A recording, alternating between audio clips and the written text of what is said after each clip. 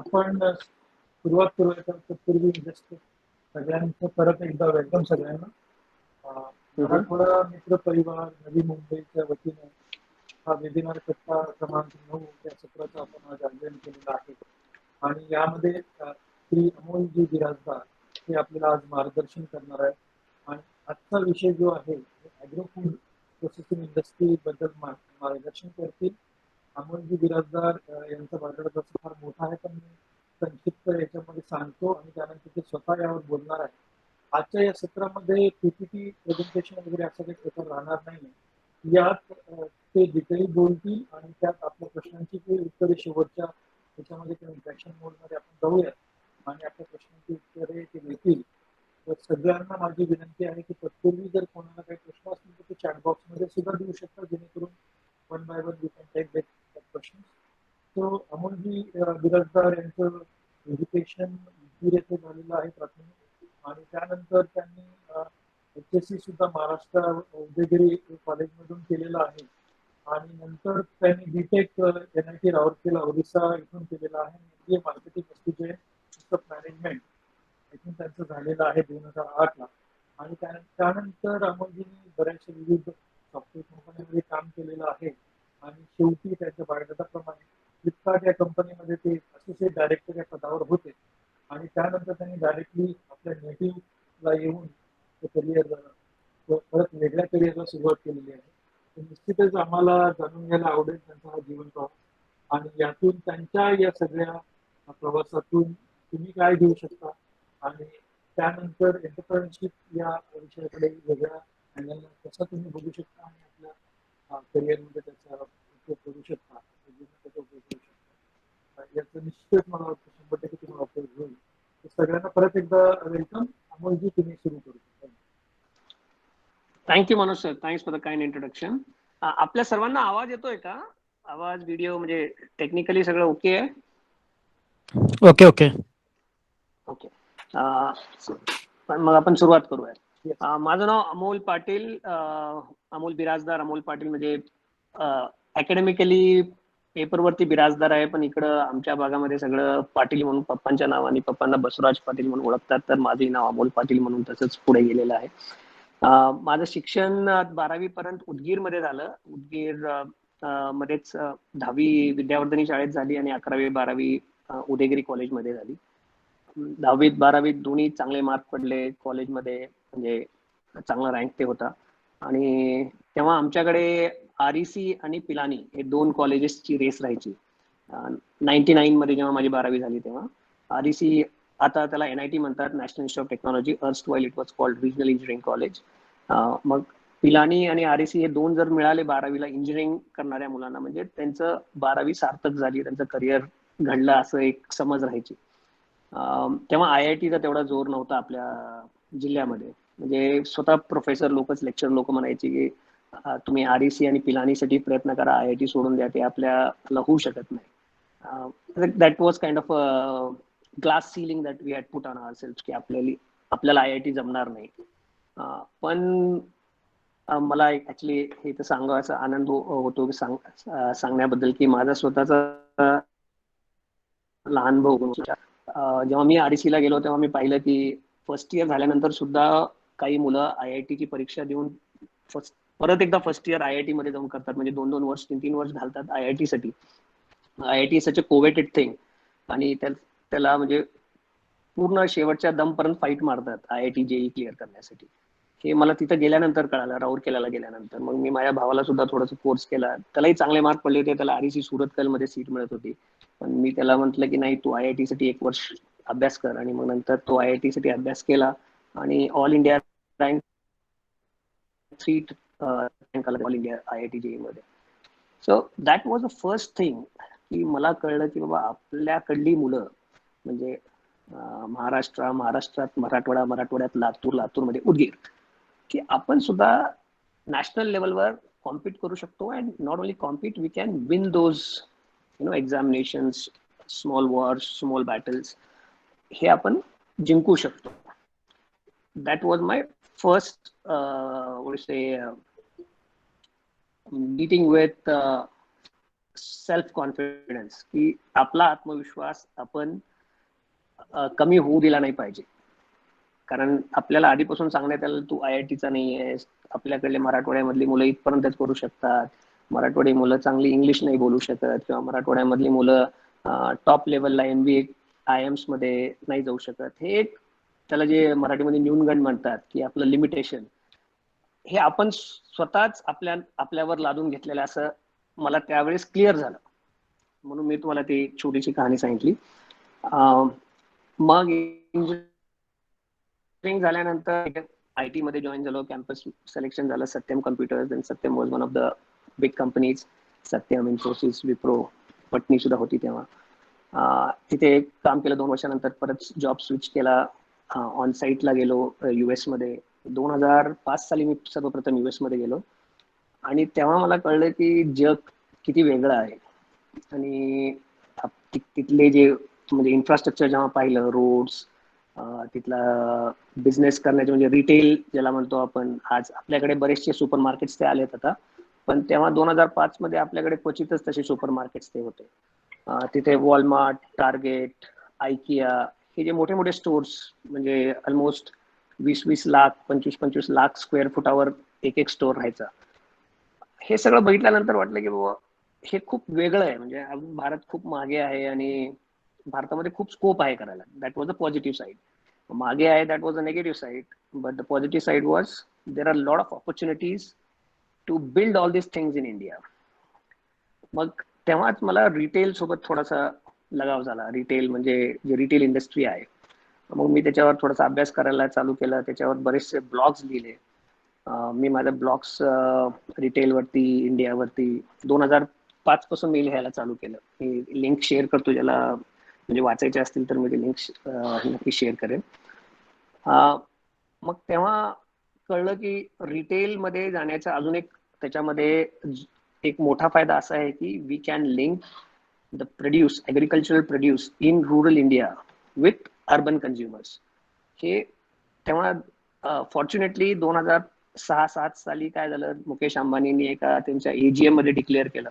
जसं परवा AGM झाली त्यांची अॅन्युअल जनरल मीटिंग, आणि त्यांनी म्हणलं की मी आता जिओ मध्ये आम्ही खूप काही मोठं करणार आहोत. आणि जिओचे ऑलरेडी फेसबुकने जेव्हा त्याच्यामध्ये 9-9.5% शेअर्स घेतले 50,000 कोटी रुपयाला, आपल्याला तेव्हा कळायला लागले की म्हणजे इन्व्हेस्टमेंट्स, मोठी इन्व्हेस्टमेंट्स हे मोठे मोठे कंपनी जेव्हा डिक्टेट करतात तेव्हा त्याचा इम्पॅक्ट काय काय होतो.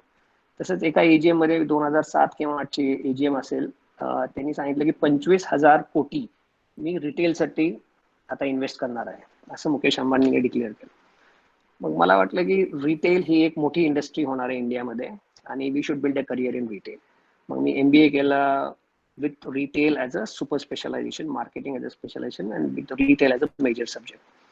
आणि जेव्हा MBA करून आलो तेव्हा मला परत IT मध्ये जॉब्स मिळायचे. आता मनोज सरांना ते माहीत असेल की IT मध्ये एक प्रोग्रामिंगची स्ट्रीम असते आणि दुसरी बिझनेस अनालिस्ट आणि कन्सल्टंटची स्ट्रीम असते. कन्सल्टंट हे असतात ज्याला डोमेन नॉलेज असतो. तर मग मला रिटेलमध्ये कन्सल्टिंगची ऑपॉर्च्युनिटी होती, पण मी ती ऑपॉर्च्युनिटी न घेता मी डायरेक्टली एक रिटेल कंपनी जॉईन केली, स्पेन्सर्स रिटेल म्हणून. आपल्या महाराष्ट्रामध्ये स्पेन्सर्सचं तेवढं म्हणजे स्टोर्स नाही आहेत, पण साऊथमध्ये खूप जास्त आहेत, तामिळनाडू खास करून, आणि मग नंतर कॅलकटाला, वेस्ट बेंगॉल. कारण स्पेन्सर्सचे जे मालक आहेत ते गोएंकाज आहेत. RPG ग्रुप, रामप्रसाद गोएंका, त्या ग्रुपची कंपनी आहे ती, आणि त्यांचं हेड ऑफिस कॅलकटाला आहे. आणि स्पेन्सर्स मध्ये काम करत असताना सुरुवातीला मी ऑपरेशन्स मध्ये काम केलं, म्हणजे स्टोर्स चालवायचे. स्टोर्समध्ये आपला जो मर्चंडाईज, ज्याला आपण माल म्हणतो, की माल किती आहे, मर्चंडाईज किती आहे, कसं स्टॅकिंग केलेलं आहे, सुरुवातीला एंटर झालेल्या कस्टमरला काय दिसलं पाहिजे, हाय व्हॅल्यू आयटम्स कुठे ठेवले पाहिजेत, हाय मार्जिन आयटम्स कुठे ठेवले पाहिजेत, स्टॉकचं डॅमेज काय होतोय, हे सगळे छोटे मोठे गोष्टी ऑपरेशन्सचे असतात. मग ते करत असताना चांगलं काम झालं, प्रमोशन झालं एका वर्षातच, आणि मी मर्चंडायझिंग मध्ये गेलो, आणि I was promoted as a regional merchandising head to lead Tamil Nadu and Kerala, 2 states south मधले. आणि खूप मोठा बिझनेस होता तो. तेव्हा तो माझ्या मताने 250-300 करोडचा बिझनेस होता 2009-10 साली. मग त्याच्यामध्ये सगळ्यात मोठं काय असतं की मर्चंडायझिंग मध्ये बॅकएंड मध्ये तुम्हाला जो माल आपण स्टोअर मध्ये विकतो ते कोणाकडून विकत घ्यायचं हे तुम्ही ठरवू शकता. मग आम्ही ग्रामीण भागातले डाळिंब म्हणजे माझ्याच गावातले डाळिंब आम्ही विकत घेतले शेतकऱ्यांकडून आणि ती डाळिंब विकले तामिळनाडू आणि केरळच्या स्पेन्सर्सच्या स्टोर्स मध्ये. आमच्या शेतकऱ्यांना तेव्हा मिळायचे 23 रुपये 24 रुपये जागेवरती आणि आम्ही त्यांच्याकडून घेतलं पोन्स अराउंड 42 रुपये किलो. मग ते ट्रान्सपोर्ट पॅकिंग सगळे 5 रुपये जरी काढलं तर त्यांना 37 रुपये किलो शेतकऱ्यांना भाव पडला. ते इथे विकायचे किती 23 रुपये, ऑलमोस्ट 14 रुपये जास्त, म्हणजे almost 50% more than what they वर सेलिंग. हे कशामुळे झालंय कारण मिडलमॅन मधली कटली हे जे सगळे मधले ब्रोकर दलाल लॉबी जे असते ते प्रत्येकाचा कट असतो. मग ह्याच्याने काय झालं डायरेक्ट फॉर्म टू फोर्क ज्याला म्हणतो की आपण शेतापासून डायरेक्ट डायनिंग टेबल पर्यंत ही जी नेटवर्क आहे हे आपल्याला कसं म्हणजे व्हॅल्यू ऍड करता येईल त्याच्यामध्ये एफिशियन्सी कसं आणता येईल हे तेव्हा थोडंसं मला म्हणजे आवडायला लागला सब्जेक्ट तो. आणि मग परत टिपिकल आपलं चालू होती त्यासोबतच पर्सनल लाईफ मध्ये आय गॉट मॅरिड इन 2010. मग थोडंसं family time, I switch job, मी परत कन्सल्टिंग मध्ये गेलो थोडंसं इंटरनॅशनल रिटेल समजण्यासाठी आणि international retail Wipro consulting join केली. विप्रो मध्ये मग मी मोठ्या मोठ्या इंटरनॅशनल रिटेलर्स सोबत काम केलं US मध्ये, ऑस्ट्रेलियामध्ये, काही असाइनमेंट न्यूझीलंडमध्ये. हे असं सगळं करत असताना एक कळलं की हे आपण कितीही केलं तर हे न संपणारं चक्र आहे आणि we will get entangled into it. मग इंडियामध्ये यायचं ठरवलं सर्वात आधीपासूनच होतं की आपल्याला जॉब सोडून काहीतरी दुसरं करायचंय, पण सर्वप्रथम इंडियाला यायचं आणि त्यानंतर जॉब सोडायचं, असं step by step exit plan केला. मग इंडियामध्ये आलो. इंडियामध्ये आल्यानंतर म्हणजे इन्फोसिस जॉईन केली with a condition that I will not travel abroad. मग इन्फोसिसमध्ये सेल्स टीम मध्ये होतो. टार्गेट म्हणून एक कस्टमर होता, retail customer. I was the account head, की account manager for the target account. जवळजवळ 450 लोक काम करायची टार्गेट अकाउंटमध्ये and I was leading that account. मग ते झाल्यानंतर फ्लिपकार्ट तेव्हा ई कॉमर्स चालू झालेलं होतं नेमकं 2000, आय थिंक इट वॉज 2013. 2012-13 मध्ये बरेचसे फ्लिपकार्टचं चालू झालं होतं, फ्लिपकार्ट आणि स्नॅपडील. मग मी फ्लिपकार्ट मध्ये जॉईन केला as a business head for e commerce in mobile accessories. आणि that was a big category कारण तेव्हा फ्लिपकार्टमध्ये मोबाईल खूप विकायचे. मोबाईल सोबत मोबाईल ॲक्सेसरीज त्यासाठी मग आपले जे छोटे छोटे सेलर असतात म्हणजे छोटे छोटे दुकानदार जे मोबाईलचे कव्हर विकतात, त्याचे टेम्पर्ड ग्लास, हेडफोन्स, चार्जर्स, या छोट्या छोट्या सेलर्सला भेटण्याचा योग आला. ते कसं बिझनेस करतात त्यांचा बिझनेस समजण्याचा योग आला. That was a good experience. मग माझं तिथं प्रमोशन झालं. I was promoted as an associate director and I was making good money also. The salary was also good कारण ई कॉमर्समध्ये तेव्हा सगळेजणच पेमेंट जास्त द्यायचे कम्पेअर्ड टू अदर इंडस्ट्रीज. हे सगळं व्यवस्थित चालू होतं, पण तेव्हा वाटलं की आता आपण काहीतरी एक स्वतः व्हेंचर चालू करायला पाहिजे. आणि मी ते हमेशा बघतच होतो की काय करता येईल काय करता येईल. मग ऍग्रिकल्चर, आपल्या भागामध्ये ऍग्रिकल्चरच करता येईल, अजून दुसरं काही मला वाटत नाही की आजच्या घडीला आपण दुसऱ्या इंडस्ट्रीमध्ये इमिडिएटली जाऊ शकतो. जसं की सर्व्हिस इंडस्ट्री, IT इंडस्ट्री आपण लातूरमध्ये करू शकतो का? करू शकतो, असं नाहीये की नाही करू शकत. खास करून आजच्या डेटला टेक्नॉलॉजी असल्यामुळे आता location is not a constraint. कोणीही कुठूनही काम करू शकतं आणि हे कोरोनामुळे तर अजून थोडंसं स्ट्रॉंग बिलीफ आलं सगळ्यालाच, म्हणजे एम्प्लॉईला, एम्प्लॉयरला, शेअर होल्डर्सला, सगळ्यांनाच स्ट्रॉंग बिलीफ आलं की geographic location is not a constraint for doing business, especially in IT industry, and there are a lot of other industries also, but majorly in IT industry. So that's a big opportunity for small towns like Latur, Nanded, Usmanabad. ह्या शहरांना आता एक नवीन opportunity सुद्धा आलेली आहे कारण इथं real estate cost कमी असते, इथं टॅलेंट मिळतो, इथं लोक कामाला कमी खर्चामध्ये मिळतात. तर ती एक इंडस्ट्री 100% चांगली होती तेव्हा सुद्धा आणि आता तर अजून जास्त चांगली असं मला वाटतं. पण जेव्हा मी निर्णय घेतला 2017 साली की आपल्याला परत यायचंय, तेव्हा मग मी ऍग्रिकल्चर वॉज माय फोकस. आणि मग मी आमचे काही मित्रमंडळी होते सगळे माझ्यासोबत जे शाळेत होते 1ली ते 10वी पर्यंत, ते सुद्धा इंजिनियर होते, ते सुद्धा नोकरी करत होते वेगवेगळ्या चांगल्या ठिकाणी. मग मी त्यांच्यासोबत चर्चा केली, त्याच्यातले एक दोघांनी माझ्यासोबत डेअरिंग केली, ते सुद्धा जॉब सोडले आणि आम्ही एक तिघा चौघाची टीम तयार करून आम्ही एक ॲग्री प्रोसेसिंगच्या व्हेंचरमध्ये जायचं ठरवलं.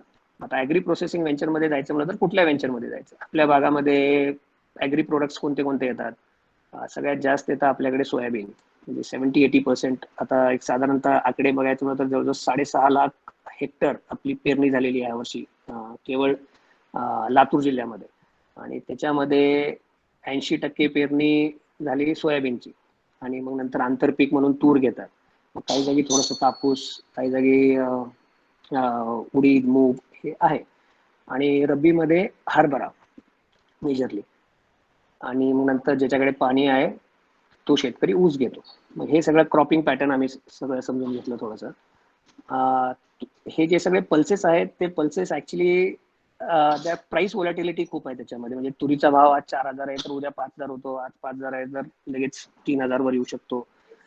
मग आम्हाला प्राइस व्हॉलॅटाईल जे प्रोडक्ट्स आहेत त्याच्यामध्ये जायचं नव्हतं. बिकॉज आम्ही मॅन्युफॅक्चरिंग किंवा प्रोसेसिंग करणार, प्रोसेसिंगमध्ये जे व्हॅल्यू ॲडिशन करणार, जर रॉ मटेरियल व्हॉलॅटाईल होत असेल तर मग तुमचा एंड प्रोडक्ट सुद्धा व्हॉलॅटाईल व्हायला पाहिजे, पण तसं होत नाही. प्रोसेस प्रोडक्ट सहसा तेवढा व्हॉलॅटाईल नसतो, पण रॉ मटेरियल कधी काही व्हॉलॅटाईल होऊ शकतो.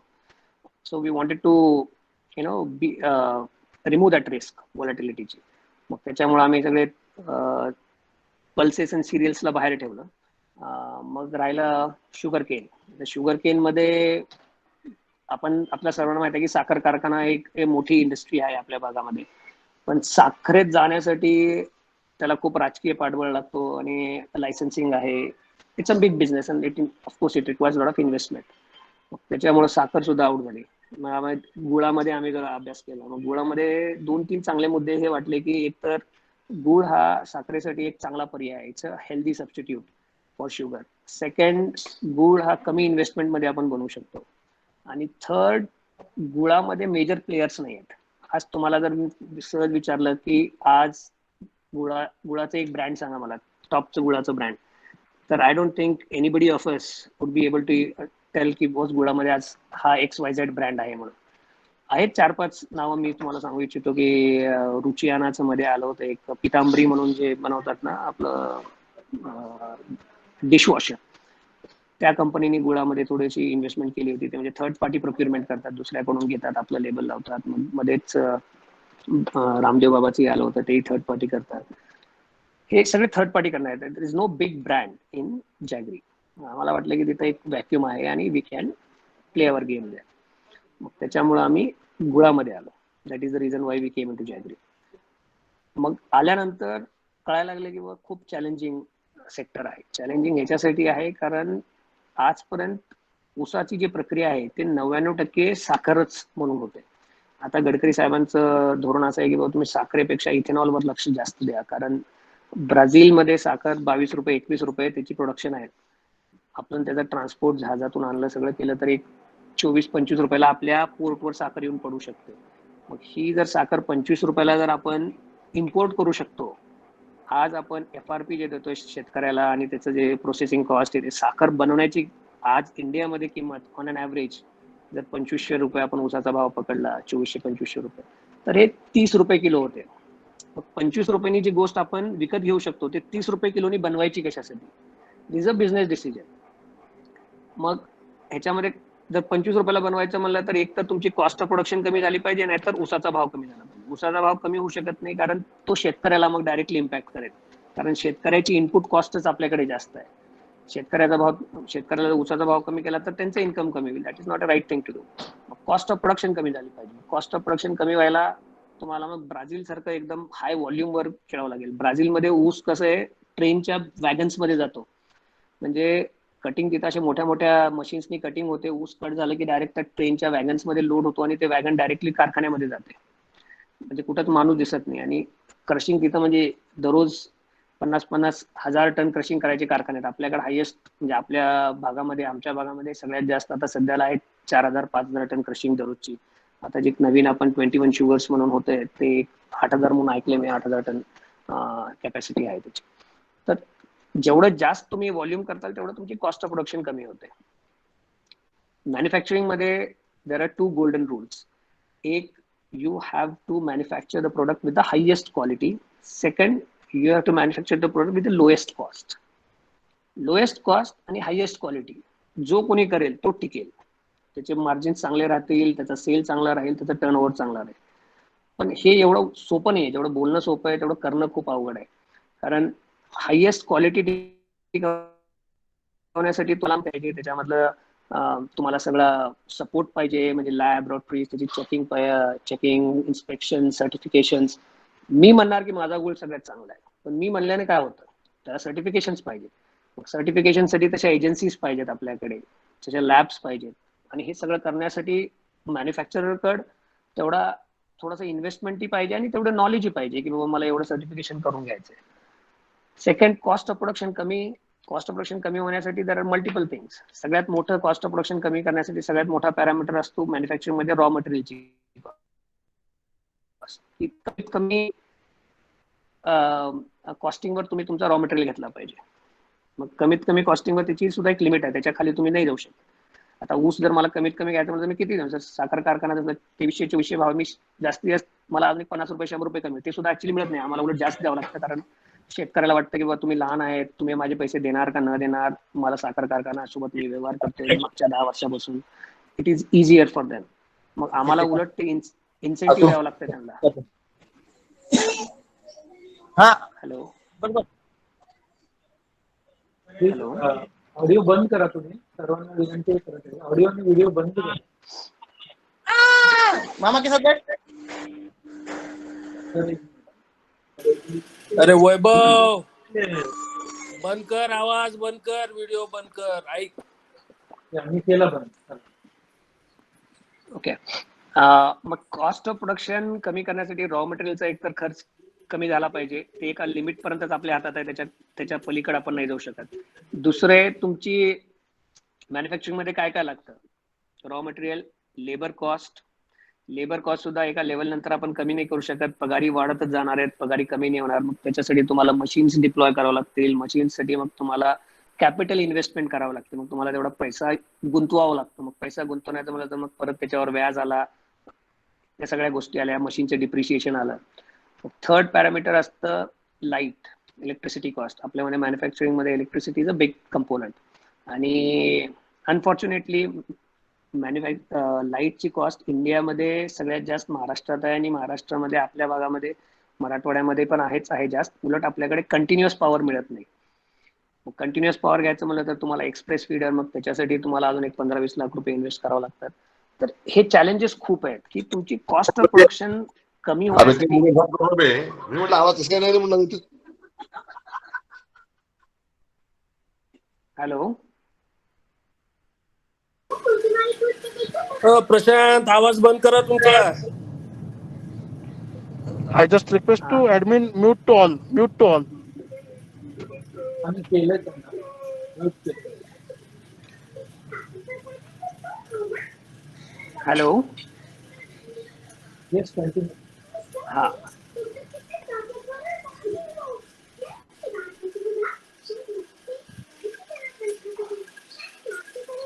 Komunchi sir, can you mute all? Excuse me, sir. On Google Meet, we can't mute anybody. Yeah. We ourselves we have to mute, sir.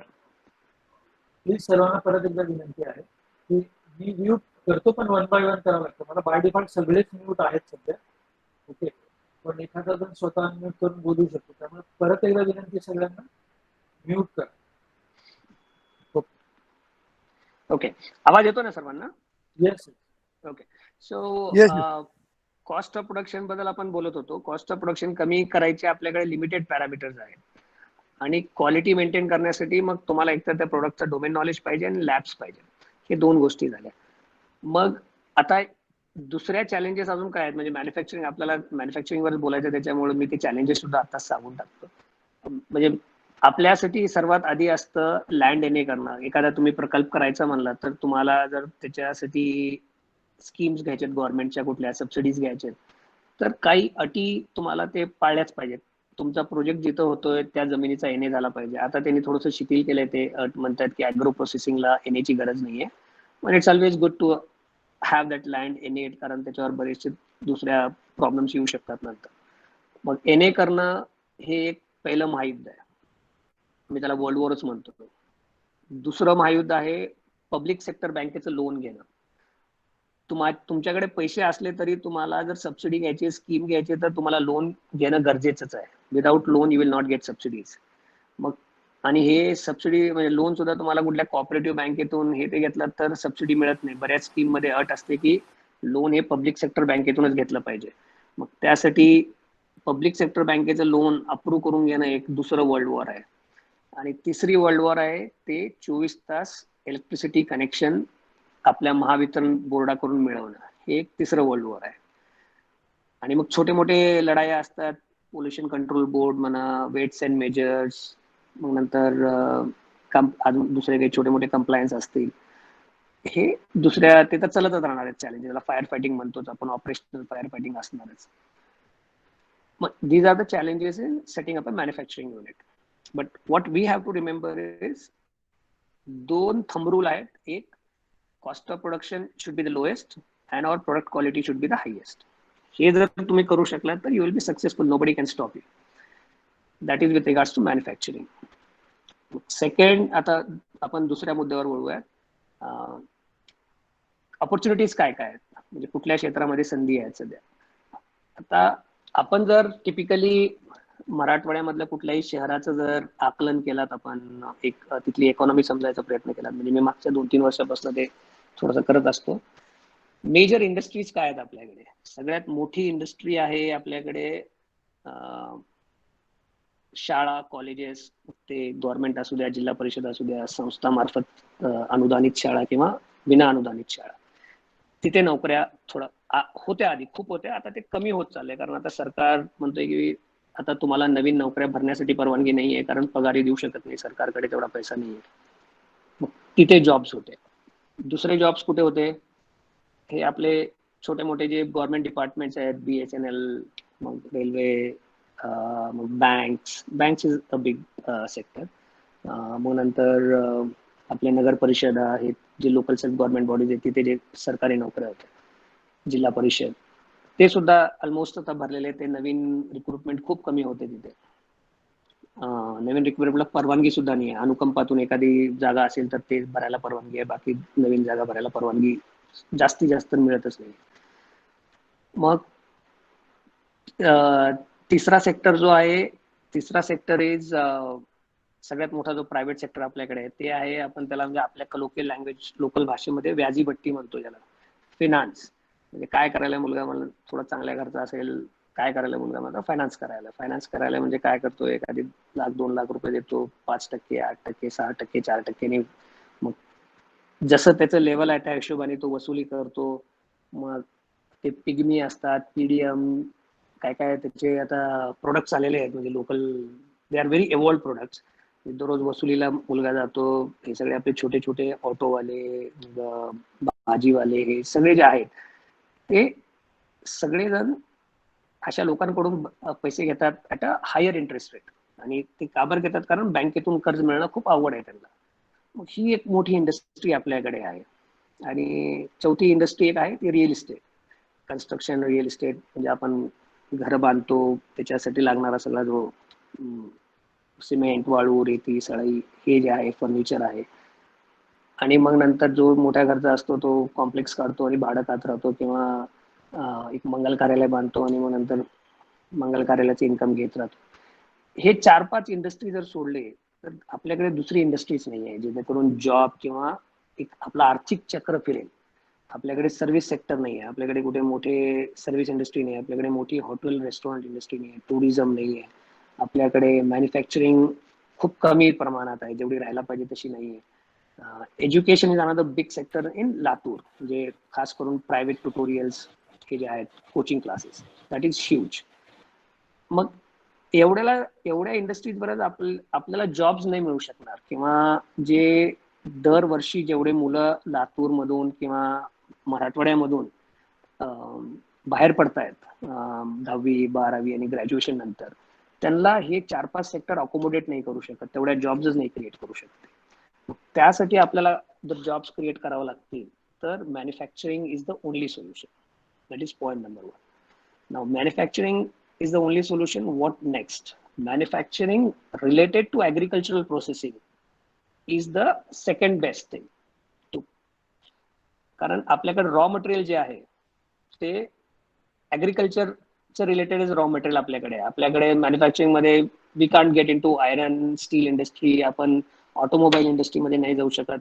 आपल्या मराठवाड्याच्या एरियामध्ये आता औरंगाबादमध्ये थोडंफार बजाज असल्यामुळे थोडंसं ऑटोमोबाईल सेक्टर आहे, पण बाकी याच्यामध्ये ऑटोमोबाईलचं जास्त हे नाही आहे, किंवा आपल्याकडे खनिज नाही आहे, मिनरल ओर हे ते नाही आहे, त्याच्यामुळं बाकी दुसरी मेटल इंडस्ट्री सुद्धा नाही आहे.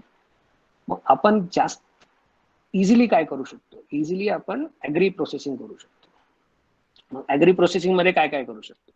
तुम्हाला मी आधी सांगितल्यासारखं आपल्या भागामध्ये जे क्रॉप्स आहेत ते बघायचं आणि त्याच्यावर प्रक्रिया करायचा प्रयत्न करायचा. That is the easiest thing to do. मग प्रोसेसिंग करत असताना तुम्हाला आधी हे बघावं लागेल की बाबा आपल्याला मॅन्युफॅक्चरिंग करायचंय, एक इनोव्हेटिव्ह प्रोडक्ट तयार करायचंय का we have to be just another manufacturer. म्हणजे आता इनोव्हेटिव्ह प्रोडक्ट म्हणजे आता तुम्ही एखादा, आता आम्ही गुळ बनवतो, तुम्ही आमच्याकडून गुळ घेऊन तुम्ही गुळापासून चॉकलेट बनवू शकता, गुळापासून गुळाचे बिस्किट बनवू शकता, गुळाचे बेकरी आयटम्स बनवू शकता, and you can market it well saying that these are made from chemical free jaggery which is very healthy, आणि you can create that new innovative product. और आता आमच्याच एक उदगीरमध्येच ठिकाणी चॉकलेट्सची कंपनी फॅक्टरी टाकली आणि मला कळतं की ते चांगलं करतायत. त्यांचे चॉकलेट्स बऱ्याचशा म्हणजे एव्हिएशन कंपनीजला सुद्धा जात आहेत. विमानामध्ये जे आपण चॉकलेट्स घेतात तिथे सुद्धा ते पुरवठा करतात असं मला कळलं. तर आपल्या भागातून जर तशी तेवढी हाय क्वालिटी प्रोडक्ट जात असतील तर इट्स रिअली गुड, होऊ शकतं, असं काही अवघड नाही आहे करायला. आणि एक असतं रेग्युलर मॅन्युफॅक्चरिंग. रेग्युलर मॅन्युफॅक्चरिंग मध्ये तुम्ही मग गुळ तयार करा, तुम्ही सोयाबीन पासून सॉल्वंट सोयाबीनचं तेल तयार करा जर तुमच्याकडे इन्व्हेस्टमेंटला जास्त हे असेल, म्हणजे स्कोप असेल तर. मग तुम्ही टिपिकल तूर दाल मिल, आपल्याकडे सगळ्यात जास्त मॅन्युफॅक्चरिंग असेल कुठली तर ते आहे तूर दाल आपल्या भागामध्ये. मी ऍक्च्युली मराठवाड्यामध्ये तर जास्त लातूर बद्दल बोलतो कारण मला तिथलं नॉलेज जास्त आहे आणि I can give examples. Osmanabad भागामध्ये आपल्याकडे थोडं सुरुवातीला गोट फॉर्म्स वगैरे ते बरेच झालं, उस्मानाबादची शेळ्या प्रसिद्ध होत्या, पण आजकाल ते असं कुठं हाय लेवलवर अजून गेलं नाही की आपण तिथून we can take an example and move ahead, असं कुठं मी वाचलेलं नाही अजून. पण ह्या आपल्या भागामधली सोलापूर मराठवाड्यामध्ये येत नसलं तरी काही बॉर्डर एरिया, सोलापूर, मग इकडे लातूर, गुलबर्गा कर्नाटकमध्ये इथली तूर डाळ हे खूप फेमस आहे, आणि ती तूर डाळ ऑलमोस्ट सगळ्या साऊथ इंडिया मधल्या शहरामध्ये इथलीच तूर डाळ जाते. आणि हा पट्टा ठरवतो तुरीचा रेट काय अख्ख्या भारतामध्ये. तर हे आपली मोनोपोली झालेली आहे त्या भागामध्ये. तर आपल्याला त्याच्या निगडून अजून काही करता येईल तुम्हाला? तूर डाळीमध्ये लातूरची तूर डाळ घेऊन त्याच्यापासून काही बनवता येईल का ते बघावं लागेल जर तुम्हाला इनोव्हेटिव्ह प्रोडक्ट घ्यायचे तर. मग असे ऑपॉर्च्युनिटीज आहेत. अजून दुसऱ्या ऑपॉर्च्युनिटीज आता आम्ही मध्ये चर्चा करत होतो की आता नवीन बऱ्याच लोकांना आता हेल्थ कॉन्शियस प्रोडक्ट्सची म्हणजे माहिती मिळालेली आहे आणि त्यांना आता त्याच्याबद्दल अवेअरनेस झालेला आहे. मग आता cold pressed oil, refined oil जे आपण खात होतो आधी, आता जे हे सफोला ऑइल किंवा सनड्रॉप हे आपण सगळे ऍड बघतो टीव्हीवर, they are all refined oil. आणि refined oil is not good for health, कारण रिफाईंड ऑइलला काय असतं की आपण तेल बियाणे आधी गरम करतो, म्हणजे जेव्हा त्याची मॅन्युफॅक्चरिंग प्रोसेस काय असते, कुठल्याही ऑइल बनवण्यासाठी जे रिफाईंड ऑइलची कंपनीज असतात ते काय करतात, तेल बियाणे विकत घेतात, तेल बियाण्याला गरम करतात म्हणजे त्याच्यातून जास्त एक्स्ट्रॅक्शन निघावं म्हणून, आणि गरम केल्यानंतर त्याला एका केमिकल प्रोसेसमधून टाकून ते एक्स्ट्रॅक्ट करतात, आणि एक्स्ट्रॅक्शन झाल्यानंतर परत तो केमिकलचा वास, तो केमिकलचा कलर काढण्यासाठी परत अजून एका केमिकलने ट्रीट करतात. त्याच्यामुळे तुम्ही जर बघितलं तर रिफाईंड ऑइलला कलर नसतो, पण आपल्या जर कोल्ड प्रेस्ड ऑइल जर घेतलं, घाण्याचं तेल ज्याला म्हणतो, त्याला कलर असतो. शेंगदाण्याचा तेलाचा एक कलर असतो, करडीच्या तेलाचा एक असतो, सूर्यफूलच्या कलरचा, मस्टर्ड ऑइलचा एक वेगळाच कलर असतो, वास असतो. रिफाईंड ऑइलला वास आणि कलर नसतो.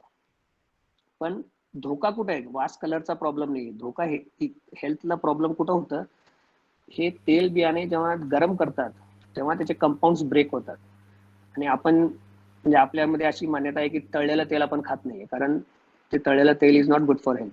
त्याचे कंपाऊंड ब्रेक होतात आणि ते ब्रेक झाल्यानंतर ते ऑइल नसतं, ऑइल नसून ते दुसरा कन्वर्ट होतं एक केमिकल.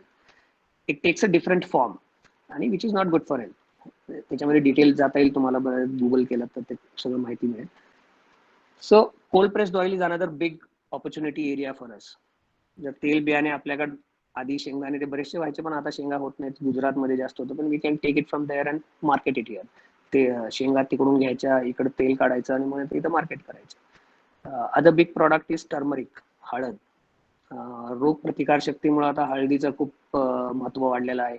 मी माझ्या पूर्वीच्या व्हिडिओमध्ये सुद्धा सांगितलं होतं की स्टारबक्स जे मोठी कॉफी चेन आहे, वेस्टर्न US मधली कॉफी चेन आहे, त्यांनी त्यांच्या UKच्या स्टोअरमध्ये गोल्ड लाते म्हणून इंट्रोड्यूस केले. का जसं आपण कॅपॅचिनो, लाते हे कॉफीचे जे वेगवेगळे प्रकार आहेत, तसं त्यांनी एक गोल्ड लाते म्हणून इंट्रोड्यूस केली. गोल्ड लाते काय म्हणलं तर हळदीचं दूध आहे, दुसरं काही नाही आहे.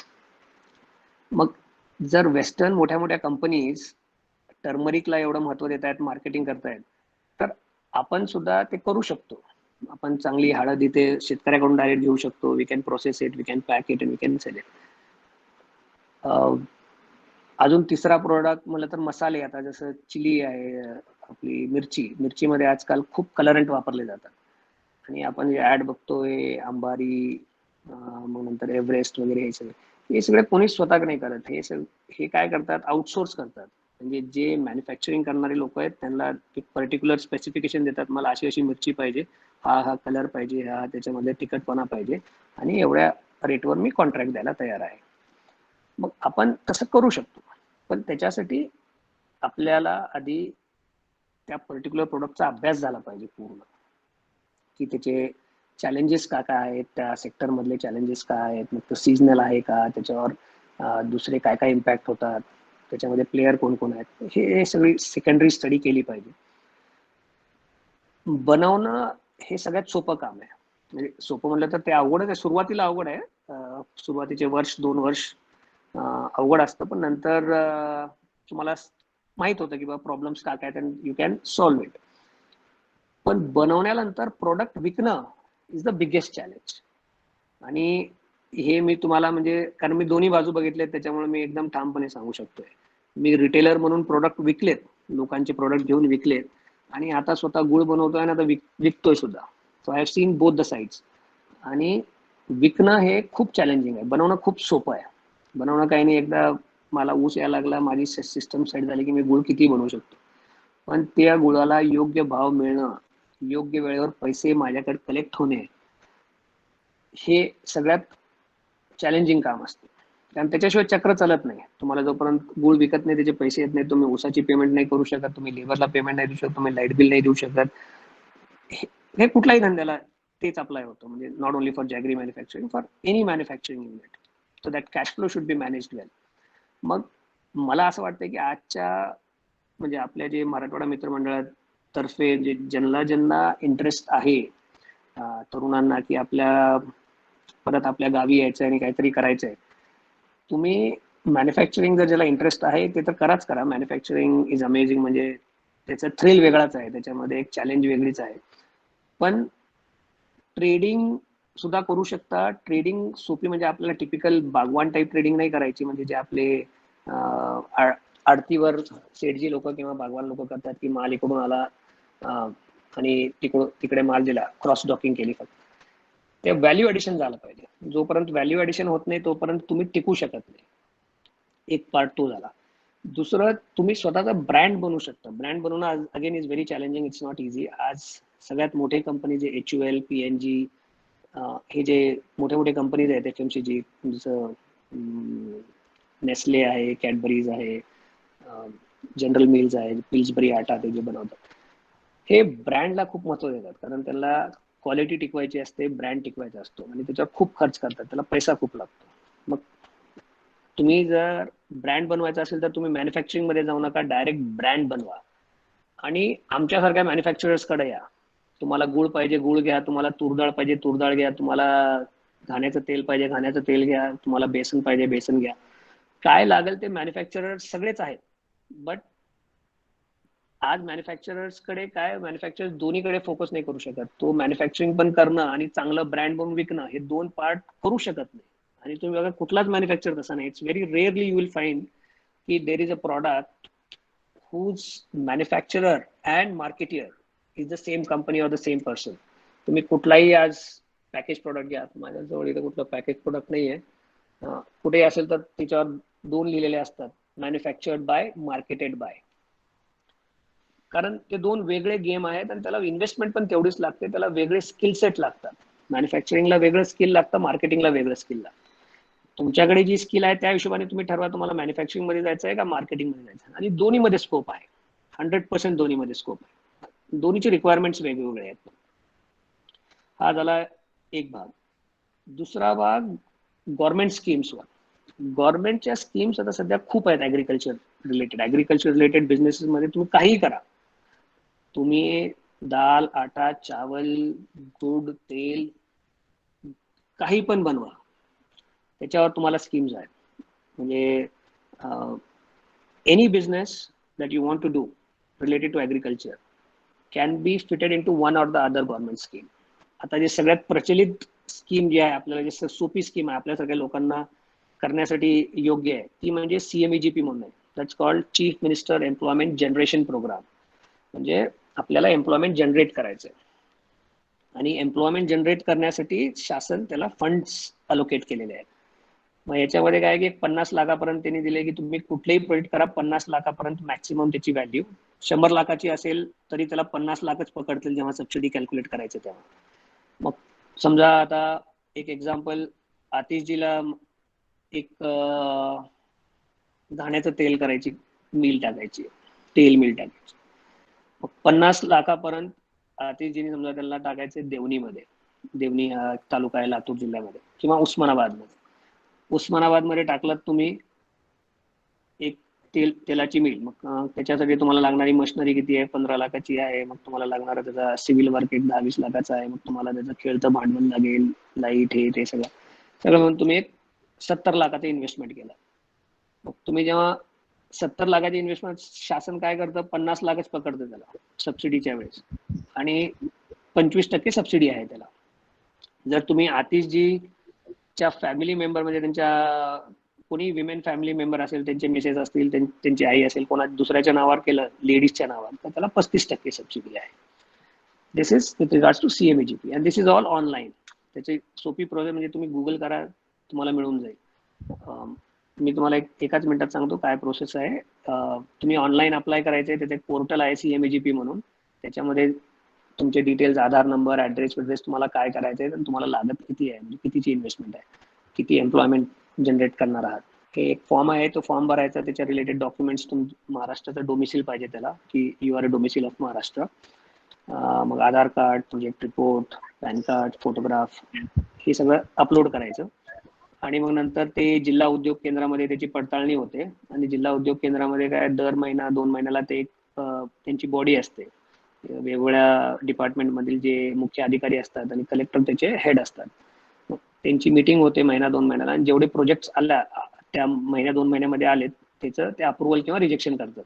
आता समजा सगळेजण म्हणाले मला पाण्याचंच टाकायचं, RO पाणी, जे आपण 20 लिटरचे कॅन बघतो की सगळ्यात जास्त उद्योग आजकाल आपल्या भागामध्ये तोच असतो. ते सगळेजण म्हणतात की मला ते टाकायचं, मग तो बॉडी रिजेक्ट करून टाकेल. ते तसल्या उद्योगाला ते परवानगी देणार नाही. त्याच्यासाठीच तेवढी कमिटी आहे. बाकी सहसा ते जास्तीत जास्त अप्रुव्हल देतात, कमीत कमी रिजेक्शन देतात. पण असे रिपीट उद्योग ज्याच्यानी काही एम्प्लॉयमेंट जनरेट होऊ शकत नाही किंवा नवीन उद्योग असं काही नाही आहे, तसल्या उद्योगाला ते रिजेक्ट करतात. मग आतिशजीचा तिथं प्रपोजल बघतात की त्यांना घाण्याचं तेलाचं उद्योग करायचं आहे, ते प्रपोजल अप्रूव्ह होतं. मग ते लगेच बँकेमध्ये जातं. ते फॉर्म भरत असताना तुम्ही बँकेचं नाव दिलेलं असतं की मला कुठल्या बँकेतून लोन घ्यायचं आहे. ते ऑटोमॅटिकली बँकेमध्ये त्याचं एक त्यांना ऍक्सेस दिलेला असतो, युजर ID, पासवर्ड असतं, त्यांच्याकडे पोर्टल असतो. They can go and access as a bank admin. मग बँक मॅनेजर ऍक्सेस करतं की हा आतिश बिरादरचं असं असं प्रोजेक्ट आलेला आहे. आणि मग आतिशला बोलवतात, बाबा तुमचं काय, कुठं करणार आहेत, काय नाही, तुमचे सगळे जर असेसमेंट करतात. मग त्याला तुम्हाला सिक्युरिटी ते द्यावं लागते. 90% लोन देतात, म्हणजे 90% लोनची त्याच्यामध्ये प्रोव्हिजन आहे. तुम्हाला 50% घ्यायचं असेल 50 घेऊ शकता, 60 घ्यायचं 60, पण 90% पर्यंत यू कॅन क्लेम. म्हणजे 50 लाखाच्या प्रोजेक्टला तुम्ही जवळजवळ 45 लाखापर्यंत लोन मागू शकता. आणि फिमेलच्या नावावर असेल तर 47.5 लाखाच्या, म्हणजे 95%. तुम्हाला घालायचे फक्त 5 ते 2.5 लाख रुपये खिशातनं घालायचे. मग तुम्ही ते सगळं त्यांना डॉक्युमेंट सबमिट करायचे. पण बँकेतून लोन घेताय तुम्ही, एवढं सोपं नाही. बोलायला सोपं असतं, पण जेव्हा बँकेचे चक्रा मारायला त्यांनी हे डॉक्युमेंट ते डॉक्युमेंट, तुमचा सिबिल स्कोअर, तुमचे प्रॉपर्टीचे पेपर जेव्हा चालू करतील मागायला, ते एखादी महिना लागतोच त्याला. ते सगळे डॉक्युमेंट समजा सगळे तुम्ही ओके सबमिट केलात, then your project will be approved, your loan will be sanction and you can go ahead and start the work. मग हे सगळं तुम्ही मॅन्युफॅक्चरिंग तुमच्या युनिटचं काम चालू करायचं. म्हणजे हे सगळं करत असताना काय होतं, बॅकएंड मध्ये तुमची सबसिडी अप्रूव्ह होऊन जाते. ज्या दिवशी तुमचा लोन सँक्शन होतो त्याच दिवशी तुमची सबसिडी पण सँक्शन होते. मग महाराष्ट्र गव्हर्नमेंट काय म्हणते की आतिश हे समजा म्हणजे आतिशने त्यांच्याच नावावर केलेलं आहे, तर त्यांना 25% हिशोबाने 50 लाखाच्या ह्याच्यावर 12.5 लाखाची सबसिडी सँक्शन झाली. मग 12.5 लाख लगेच आतिशच्या अकाउंटमध्ये येतील, पण ते 3 वर्ष लॉक इन राहतील. 3 वर्षापर्यंत ते वापरू शकत नाही आणि त्याला व्याज पण मिळत नाही. आणि इकडे 12.5 लाख जे आतिशने लोन घेतलाय समजा 45 लाखाचा, त्याच्यामधल्या 12.5 लाखांवर व्याज लागत पण नाही. म्हणजे ते न्यूट्रल झालं, पण तुम्हाला सबसिडी लगेच मिळाली. This is the scheme in CMEGP. It's a very interesting good scheme. पण त्याला प्रोजेक्ट 50 लाखापर्यंतचीच मर्यादा आहे. त्याच्यात वर तुम्ही समजा 2 कोटीचा प्रोजेक्ट टाकताय तर तुम्हाला सबसिडी 12.5 लाखच मिळेल. That is the constraint. दुसरी स्कीम आहे क्लस्टर स्कीम म्हणून आहे ती MSME मध्ये. क्लस्टरचा ते स्टेट आणि सेंटर दोन्हीच्या स्कीम आहेत. स्टेटवाल्यांनी आधी 5 कोटीपर्यंतची लिमिट होती, आता त्याला 10 कोटी केलंय आणि सेंटरमध्ये ती 20 कोटीपर्यंत आहे. तर क्लस्टर स्कीमच्या सगळ्यात म्हणजे मेन पॉइंट काय, उद्देश काय, ऑब्जेक्टिव्ह काय आहे, ते ऍक्च्युली तुम्हाला मॅन्युफॅक्चरिंग करा म्हणून म्हणत नाही. तुम्हाला मॅन्युफॅक्चरिंग युनिट काढण्यासाठी पैसा देत नाहीये सरकार. सरकार काय म्हणते की जे एक्झिस्टिंग मॅन्युफॅक्चरर्स आहेत, समजा आता आशिषनी तेलाचा उद्योग टाकला, अजून आशिषचं बघून अभिजितने टाकला, अभिजितचं बघून अजून 25 लोकांनी मराठवाडा मित्रमंडळातील लोकांनी टाकलं, तेलाचेच उद्योग टाकले सगळे. मग हे 25 तेलाचे उद्योग जे टाकलेले आहेत उस्मानाबादमध्ये मराठवाडा मित्रमंडळच्या लोकांनी, त्या 25 लोकांना लागणारं जे साहित्य आहे, एक कॉमन फॅसिलिटी सेंटर, ते उभारण्यासाठी ही स्कीम आहे. म्हणजे आता मी तेल बनवते, पण मला पॅकिंग करायची तेलाची, आणि एकदम स्टँडर्ड बॉटल जे आपण ऑलिव्ह ऑइलची पॅकिंग बघतो, ऑलिव्ह ऑइल सुपर मार्केटमध्ये असतं, 350 रुपये लिटर, 500 रुपये लिटर, 1000 रुपये लिटर पण असतं. ते I forgot the name. Bourgeois म्हणून एक ब्रँड आहे वाटतं, Italian brand. Italian olive oil खूप फेमस आहे. ते ड्रेसिंग्स वर वापरतात, म्हणजे तुमच्या पास्ता पिझ्झा त्याच्यावर ड्रेसिंग करण्यासाठी वापरतात, सॅलड्स मध्ये. तर तशी मला पॅकिंग पाहिजे, पण ते करण्यासाठी तुम्हाला एक वेगळी मशीन लागते, किंवा तुम्हाला पाउचेस बनवायचे, एक 100 ml चे पाउचेस बनवायचे छोटे छोटे कोल्ड प्रेस्ड ऑइलचे. त्याच्यासाठी मला समजा 1 कोटीची मशीन लागणार. 1 कोटीची मशीन आतिश घेऊ शकत नाही, कारण त्याचा प्रकल्पच 50 लाखाचा आहे आणि त्याचा व्यवहारच कमी आहे. मग त्यांचा व्यवहार कमी असल्यामुळे ते अजून मोठी मशीन घेऊ शकत नाही. त्याच्यामुळं आतिशजी, अभिजितजी सगळे काय करणार की ते एकत्र येणार, म्हणणार की बाबा आम्हाला एक क्लस्टर स्थापन करायचं, and all of you will be members of that cluster. तुम्ही सगळे त्याचे मेंबर असणार आणि तुम्ही ठरवणार की बाबा मला हे मशीन लागणार आहे, जे की कॉमन फॅसिलिटी सेंटर, CFC म्हणतात त्याला, जेणेकरून ह्या 25 उद्योगाला ह्या मशीन्सचा फायदा होणार. मग तुम्ही असं प्रपोजल तयार करू शकता, क्लस्टर मला निर्माण करायचं, हे क्लस्टरचे मेंबर आहेत, त्यांचे ऑलरेडी उद्योग राहणं गरजेचं आहे. तुमचे उद्योग आधार नंबर ते सगळे राहणं कंपल्सरी आहे. म्हणजे एक्झिस्टिंग उद्योजक एकत्र येऊन, एक्झिस्टिंग एकाच क्षेत्रातले उद्योजक एकत्र येऊन त्यांना लागणाऱ्या मशीन्स जे की महागड्या आहेत, त्या मशीनसाठी CFC कॉमन फॅसिलिटी सेंटर उभारण्याकरता ते क्लस्टर स्कीम मधून सबसिडी घेऊ शकतो. आणि त्याची सबसिडी आहे 80%. म्हणजे समजा स्टेटमध्ये 10 कोटीचा तुम्ही जर ते क्लस्टर एस्टॅब्लिश केला तर 8 कोटी हे शासन देईल आणि 2 कोटी तुम्हाला स्वतःचे घालायचे. तर दिस इज क्लस्टर. क्लस्टर ऍक्च्युली थोडंसं म्हणजे किचकट नाही म्हणणार, पण त्याला लागणारा जो वेळ आहे तो जास्त आहे. साधारण एखादी वर्ष 1.5 वर्ष त्या सगळ्या अप्रुव्हल्स मध्ये लागतो. त्याचे 3-4 वेळेस त्याची स्क्रुटनी होते, 3-4 वेळेस तुम्हाला जाऊन प्रेझेंटेशन द्यावं लागतात, डिस्ट्रिक्ट लेवलला, स्टेट लेवलला. त्याची कमिशन असते. IS लेवलचा अधिकारी त्या कमिशनचा बॉस असतो. म्हणजे डिटेल्स विचारणार किंवा तुम्ही हे का करताय. आणि एक अजून त्याच्यामध्ये असं सुद्धा प्रोव्हिजन आहे की समजा आता हे 25 लोक जे आहेत, अतिशजी, अभिजितजी, हे सगळेजण, यांना तेलाबद्दल अजून थोडंसं काहीतरी अभ्यास करायचं, रिसर्च करायचं, त्यांना फॉरेन ट्रिप दिल्लीला जायचंय ऑलिव्ह ऑइल बघण्यासाठी, ते करण्यासाठी सुद्धा 5 लाख 10 लाखापर्यंत त्याचं प्रोव्हिजन आहे की 10 लाखापर्यंत तुम्ही त्याच्यावर खर्च करू शकता आणि ते शासन देईल तुम्हाला. हे सुद्धा त्याच्यामध्ये प्रोव्हिजन आहे. तुम्ही ट्रेनिंग घेऊ शकता. याला लागणारा जो CA असतो, एक त्या CA ची फीस देण्यासाठी सुद्धा प्रोव्हिजन आहे. तुम्ही 1.5-2 लाखापर्यंत CA ची फीस सुद्धा शासनाने देतं याच्यासाठी. तर तुम्ही क्लस्टर CDP म्हणतात त्याला, cluster development programme, you can google it, you will find lot of information on that. हा दुसरा मुद्दा झाला. तिसरे अजून आता कोल्ड स्टोरेज मध्ये खूप मोठं मला वाटतं की त्याच्यामध्ये खूप मोठे स्कीम्स येतील. परवा जे आपले फिनान्स मिनिस्टर निर्मलाजी सीतारामनने जे घोषणा केल्या पॅकेजेसच्या, त्याच्यामध्ये त्यांनी म्हणले की 1 लाख कोटी they are going to reserve it for developing farm gate infrastructure. Farm gate infrastructure म्हणजे शेतीला लागणाऱ्या मूलभूत सुविधा. मग शेतीला लागणाऱ्या मूलभूत सुविधा काय आहेत? सगळ्यात महत्वाचं, हे सगळं मोस्टली पोस्ट हार्वेस्ट असतं, हार्वेस्टिंग झाल्यानंतर. मग सगळ्यात आधी हार्वेस्टिंग झाल्यानंतर आहे तुम्हाला grading, sorting, storage, packing, transportation, logistics, ह्या सगळ्यामध्ये बरेचशा स्कीम्स येतील. मग त्याच्या cold storage is another big area. पण तुम्ही हे बघायला पाहिजे की तुमच्याकडे ऑलरेडी तिथे कोल्ड स्टोरेज आहेत का, ज्या एरियामध्ये तुम्हाला करायचं आहे. मग कोल्ड स्टोरेज सुद्धा अशा लोकांनी करायला पाहिजे की तुम्हाला तुमचा 50 ते 60% कोल्ड स्टोरेजचा जो एरिया आहे ते 100% पहिल्या दिवशीपासून युटिलाइज झाला पाहिजे. मग त्याच्यासाठी समजा आता मी कोल्ड स्टोरेज टाकतोय, तर मला ऑलरेडी माझा स्वतःचा तरी प्रोडक्ट पाहिजे. म्हणजे माझा गुळ 50% मी माझा स्वतःचा कोल्ड स्टोरेज भरू शकतो का माझ्या गुळाने, म्हणजे मी कसं तेवढं ठेवू शकतो का, किंवा माझे मित्र जे आहेत किंवा माझे संपर्कातले जे लोक आहेत त्यांचा माल माझ्या कोल्ड स्टोरेज मध्ये राहू शकतो का. 50% समजा मी 5,000 टन आणलाय, तर 2,500 टन तर ऍटलिस्ट मला थोडीशी हमी, म्हणजे गॅरंटी तर कोणीच नाही देऊ शकत, पण अंदाज पाहिजे की 50% युटिलायझेशन झालं पाहिजे. नाहीतर मग युटिलायझेशन तुम्ही सगळं बांधून ठेवलंय आणि युटिलायझेशन होत नाही, तर तुम्हाला त्याचा खर्च देत राहावं लागेल, त्याचा व्याज देत राहावं लागेल.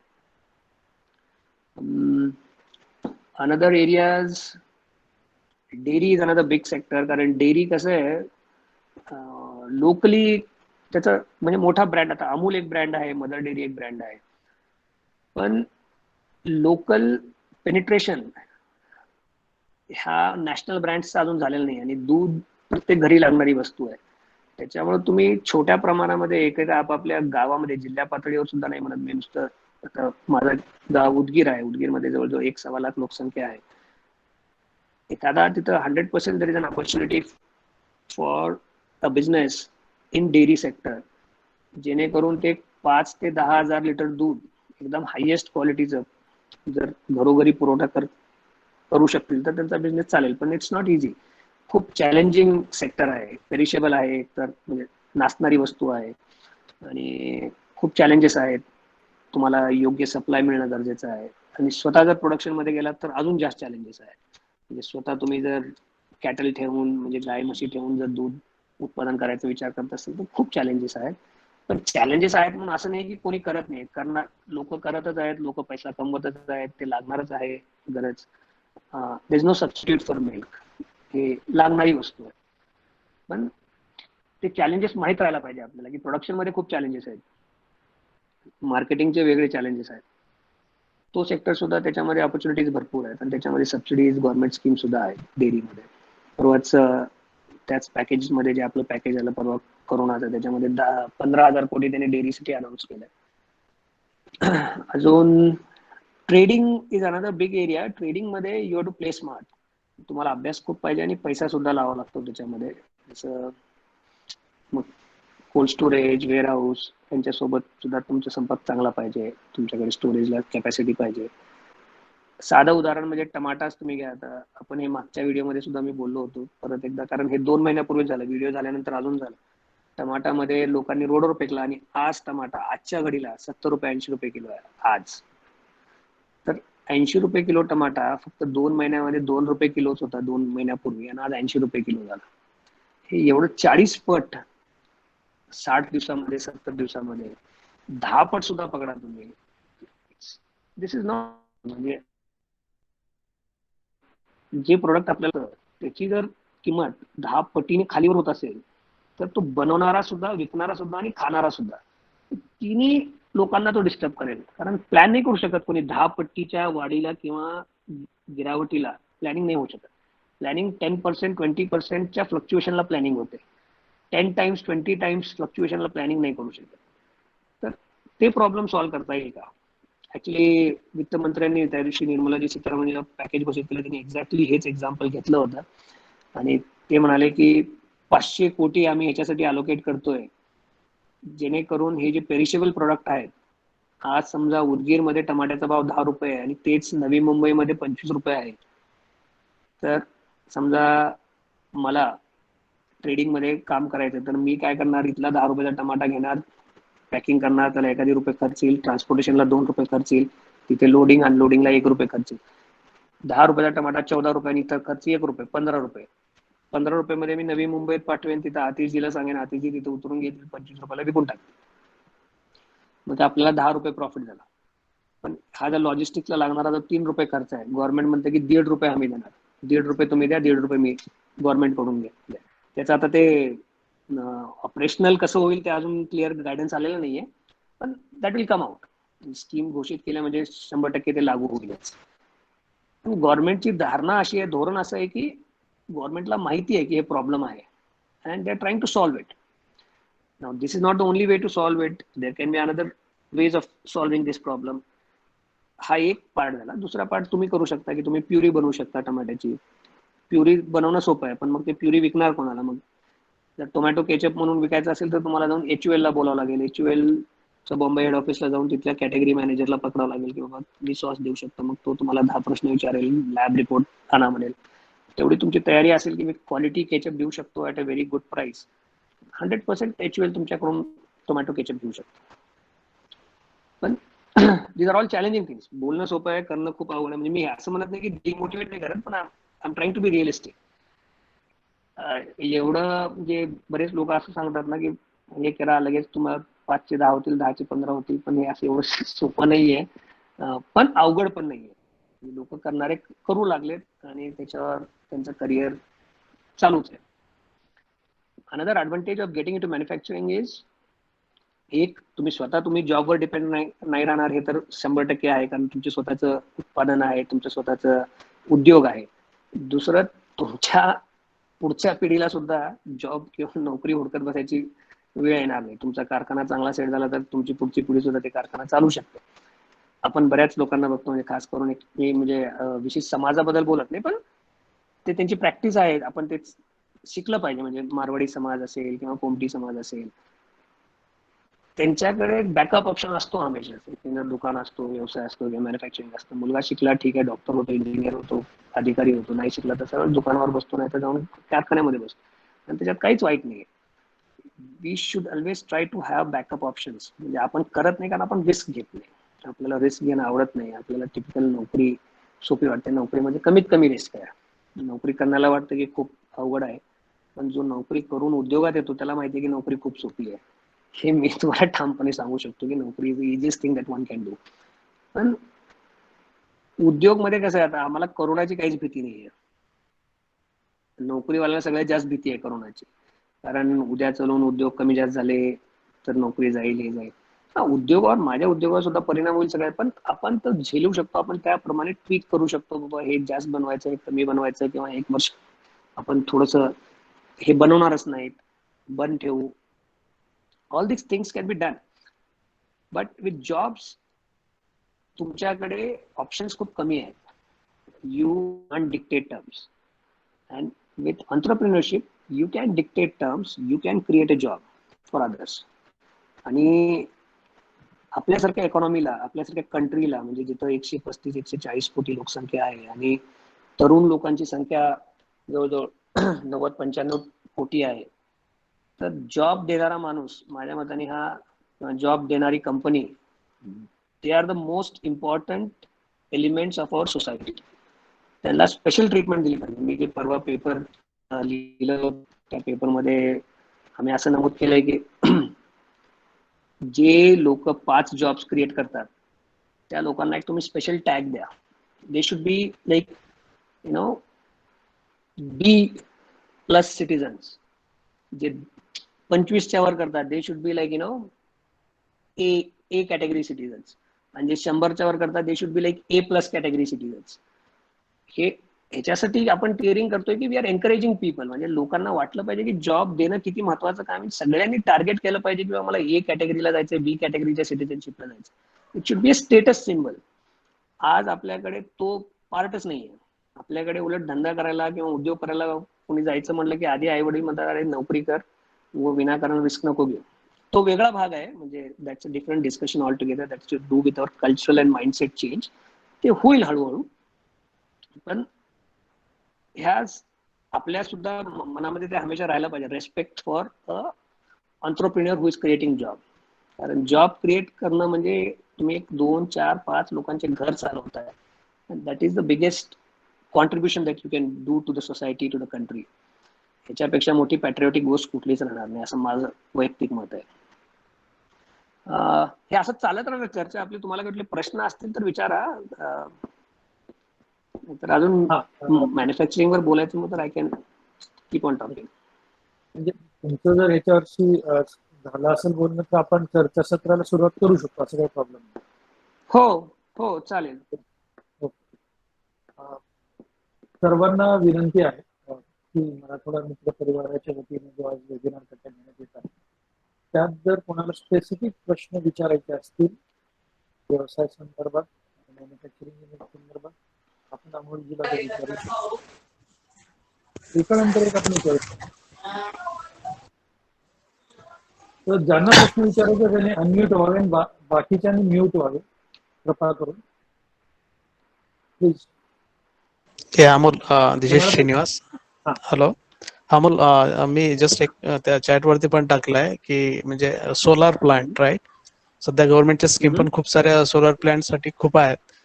तर त्याच्यावरती काय थॉट्स आहेत, म्हणजे what are your challenge, because already your I mean exploring the I mean remote places right. So हो मी सांगतो श्रीनिवास. मला कळाला प्रश्न. Solar actually India is one of the best places to invest in solar businesses. कारण आपल्याकडे सूर्यप्रकाश ज्या इंटेन्सिटीचा पाहिजे त्याला लुमेन मध्ये इंटेन्सिटी मेजर करतात सूर्यप्रकाशाची. तर तसा सूर्यप्रकाश आपल्याकडे 300 दिवस मिळतो 365 पैकी. आणि this is an ideal environment to produce solar energy. पण आता काय झालंय, सोलार एनर्जीची जी प्रोडक्शन कॉस्ट आहे ती खूप कमी झाली. आणि आधी जो सोलार सेक्टर होता ह्याचं मेन ड्रायव्हर जो होता हा ड्राईव्ह केला जात होता पीपीए. पीपीए म्हणजे पॉवर परचेस अग्रीमेंट. आपण पॉवर परचेस करायचो, म्हणजे गव्हर्नमेंट पॉवर परचेस करायची प्रोड्युसर कडून. समजा श्रीनिवास सोनटक्के एक 10 मेगावॅट सोलार एनर्जी प्रोड्यूस करतोय आणि त्या 10 मेगावॅट पैकी एक मेगावॅट स्वतः युज करताय, 9 मेगावॅट ती एमएससीबी ला आपण विकू शकतो, असं त्याचा हे होतं, म्हणजे त्याची संकल्पना होती. आणि ते 9 मेगावॅट एमएससीबी आपल्याकडे आधीच अग्रीमेंट करून घ्यायची की बाबा मी श्रीनिवास सोनटक्केच्या प्लांट मधून 9 मेगावॅट म्हणजे जवळजवळ 9 लाख युनिट दररोजच्या, ह्या 9 लाख युनिट का 90 lakh unit, we have to do the calculation, हे एवढ्या युनिट्स मी 12 रुपयांनी विकत घेईन पर युनिट. मग श्रीनिवास सोनटक्केची आधी प्रोडक्शन कॉस्ट राहायची 8 रुपये, मग तो 12 रुपयांनी विकायचा, मग त्याला 4 रुपयाचं प्रॉफिट व्हायचं अँड इट वॉज डुईंग वेल. पण आता त्याची एफिशियन्सी एवढी वाढली आहे, आता 2.5 रुपयांनी लोक पॉवर परचेस, म्हणजे 2.5 रुपये प्रोडक्शन कॉस्ट. गव्हर्नमेंट म्हणते की 2.5 रुपयाच्या वर नाही देणार. 2.5 रुपये तुमची प्रोडक्शन कॉस्टच 3 रुपये आहे, मग तुम्ही 2.5 रुपयांनी कसं विकू शकता? हा मोठा चॅलेंज आहे. मग त्याच्यासाठी मी म्हणतोय की आज कुठलाही बिझनेस करायचा असेल तर सगळ्यात मोठा पॅरामीटर काय ना, 50% तुमचा जो प्रोडक्शन आहे त्या 50% प्रोडक्शनच्या सेलची गॅरंटी घ्या तुम्ही. मग तुम्ही काय करायला पाहिजे, आता अमोलचा प्लांट आहे उदगीरमध्ये, आणि मग श्रीनिवासनी काय करायला पाहिजे, अमोल आणि अमोल सारख्या 5-6 लोकांना पकडलं पाहिजे आणि म्हणलं पाहिजे की मी सोलार प्लांट टाकतोय आणि तुम्हाला मी सगळ्याला इलेक्ट्रिसिटी देईन. मग समजा 9 मेगावॅट पैकी 4.5 मेगावॅट अमोल आणि त्याच्या अजून तशासारख्याच लोकांनी हे कंझ्युम केलं पाहिजे. म्हणजे श्रीनिवासला एवढं 100% गॅरंटी आहे की माझं 50% प्रोडक्शन हा 100% विकला जातोय. आणि बाकी 50% मग you can fight with the government की बॉस तुम्ही माझे पॉवर ग्रीडला देईन, मी ग्रीडला परत देईन, मग तुम्ही हे घ्या, मग मी एवढ्या ह्याच्याने निगोशिएट करायला तयार आहे, ₹2.5 नाही मला ₹2.60 द्या किंवा ₹2.40 द्या. मग ते श्रीनिवासचा प्लांट वायबल होईल. नाहीतर ती वायबिलिटी कम्प्लिटली तुमची गव्हर्नमेंटवर डिपेंड होऊन राहणार आणि गव्हर्नमेंट आजच्या रेटमध्ये जे सोलार एनर्जी मागतंय ते प्रोड्युसरला परवडणार नाहीये. Okay, okay, okay. This is the challenge with solar energy. Okay. Thanks, Amol. Thanks. अजून कोणाला प्रश्न विचारायचे? हा सर, नमस्कार सर. मी वैभव कोयले बोलतोय शल्लाळून. हा नमस्कार. सर, शल्लाळ शल्लाळ म्हणजे कुठला शल्लाळ? आपलं कांबळे साहेबांचं शल्लाळ. अरे वा वा, म्हणजे जवळच आहे, हा. 25 किलोमीटर. हा हा सर, तुम्ही म्हणला होता सुरुवातीला जर लघु उद्योग किंवा कोणताही जर उद्योग सुरू करायचा झाला तर त्या जागेचं प्रॉपर येणे पाहिजे. पण खेड्यामध्ये जर समजा एखादी उदाहरणार्थ समजा एक मिनी दाल मिल चालू करायचे तर त्याच्यासाठी येणे लागेल का त्या जागेचं? म्हणजे आपल्याला कशासाठी लागतं? जर सबसिडी घ्यायची आपल्याला, हा तेच सबसिडीसाठी म्हणतो. सबसिडीसाठी एनए लागतो. आजच्या घडीला त्यांनी सांगितलंय की शेतीच्या निगडीत जे उद्योग आहेत त्याच्यासाठी एनएची गरज नाही असं त्यांनी सांगितलंय. आणि तुम्ही करू शकता आणि ती सबसिडी मिळू शकता. पण उद्या बँक लोन हे ते तुम्हाला जर ते जागा मॉर्गेज करायची असेल तर तुम्ही लोन घेताय. तुम्ही ते दालमिल टाकताय, दालमिल टाकायला तुम्हाला समजा एक 10,000 स्क्वेअर फूटची जागा लागली, ठीक आहे, म्हणजे एक 10 गुंठे जागा लागली तुम्हाला. 10 गुंठे जागेसाठी तुम्हाला त्या दालमिलसाठी समजा एक 10 लाख रुपये लोन घ्यायचंय. त्या लोनसाठी तुम्हाला बँक म्हणणार की तुमची सिक्युरिटी काय? तुमच्याकडे सिक्युरिटी जर दुसरी असेल तर ठीक, नाहीतर मग ह्याच जागेला सिक्युरिटी देऊ शकता. पण जोपर्यंत एनए राहत नाही बँक त्या जागेची सिक्युरिटी घेत नाही. तर सर आता नवीन नियमानुसार सर आपण आता नवीन नियमानुसार कमीत कमी अर्धा एकर जागेच येणे व्हायले ना. 10 गुंठे 11 गुंठे 12 गुंठे असं येणे व्हायला होत नाही. बरोबर बरोबर. मग ते अडचण येणार ना सर येण्याची. एनए करून घ्यावं लागेल. पण सर घ्यावं लागेल तुम्हाला. आपली रोडला जागाच आहे जवळपास 9,000 फीट आहे मेन रोडला जागा. त्याच्यामुळे त्याचं येण्यासाठी बहुतेक ते होणार नाही. कारण की 2000 तुम्ही काय करायचं, मग तुम्ही आधी प्लॅन चालू करायचा, सबसिडी ते करून घ्यायची. तुम्हाला चॅलेंज फक्त असं राहील की तुम्हाला बँकेमध्ये सिक्युरिटी दुसरी द्यावी लागेल. म्हणजे अदर प्रॉपर्टी. Other property. तसं काय हरकत नाही. Thank you sir. सर तुमचा नंबर द्या थोडं म्हणजे ह्याच्यामध्ये. हो मी पाठवतो. ठीक आहे sir. Thank you sir. Your welcome.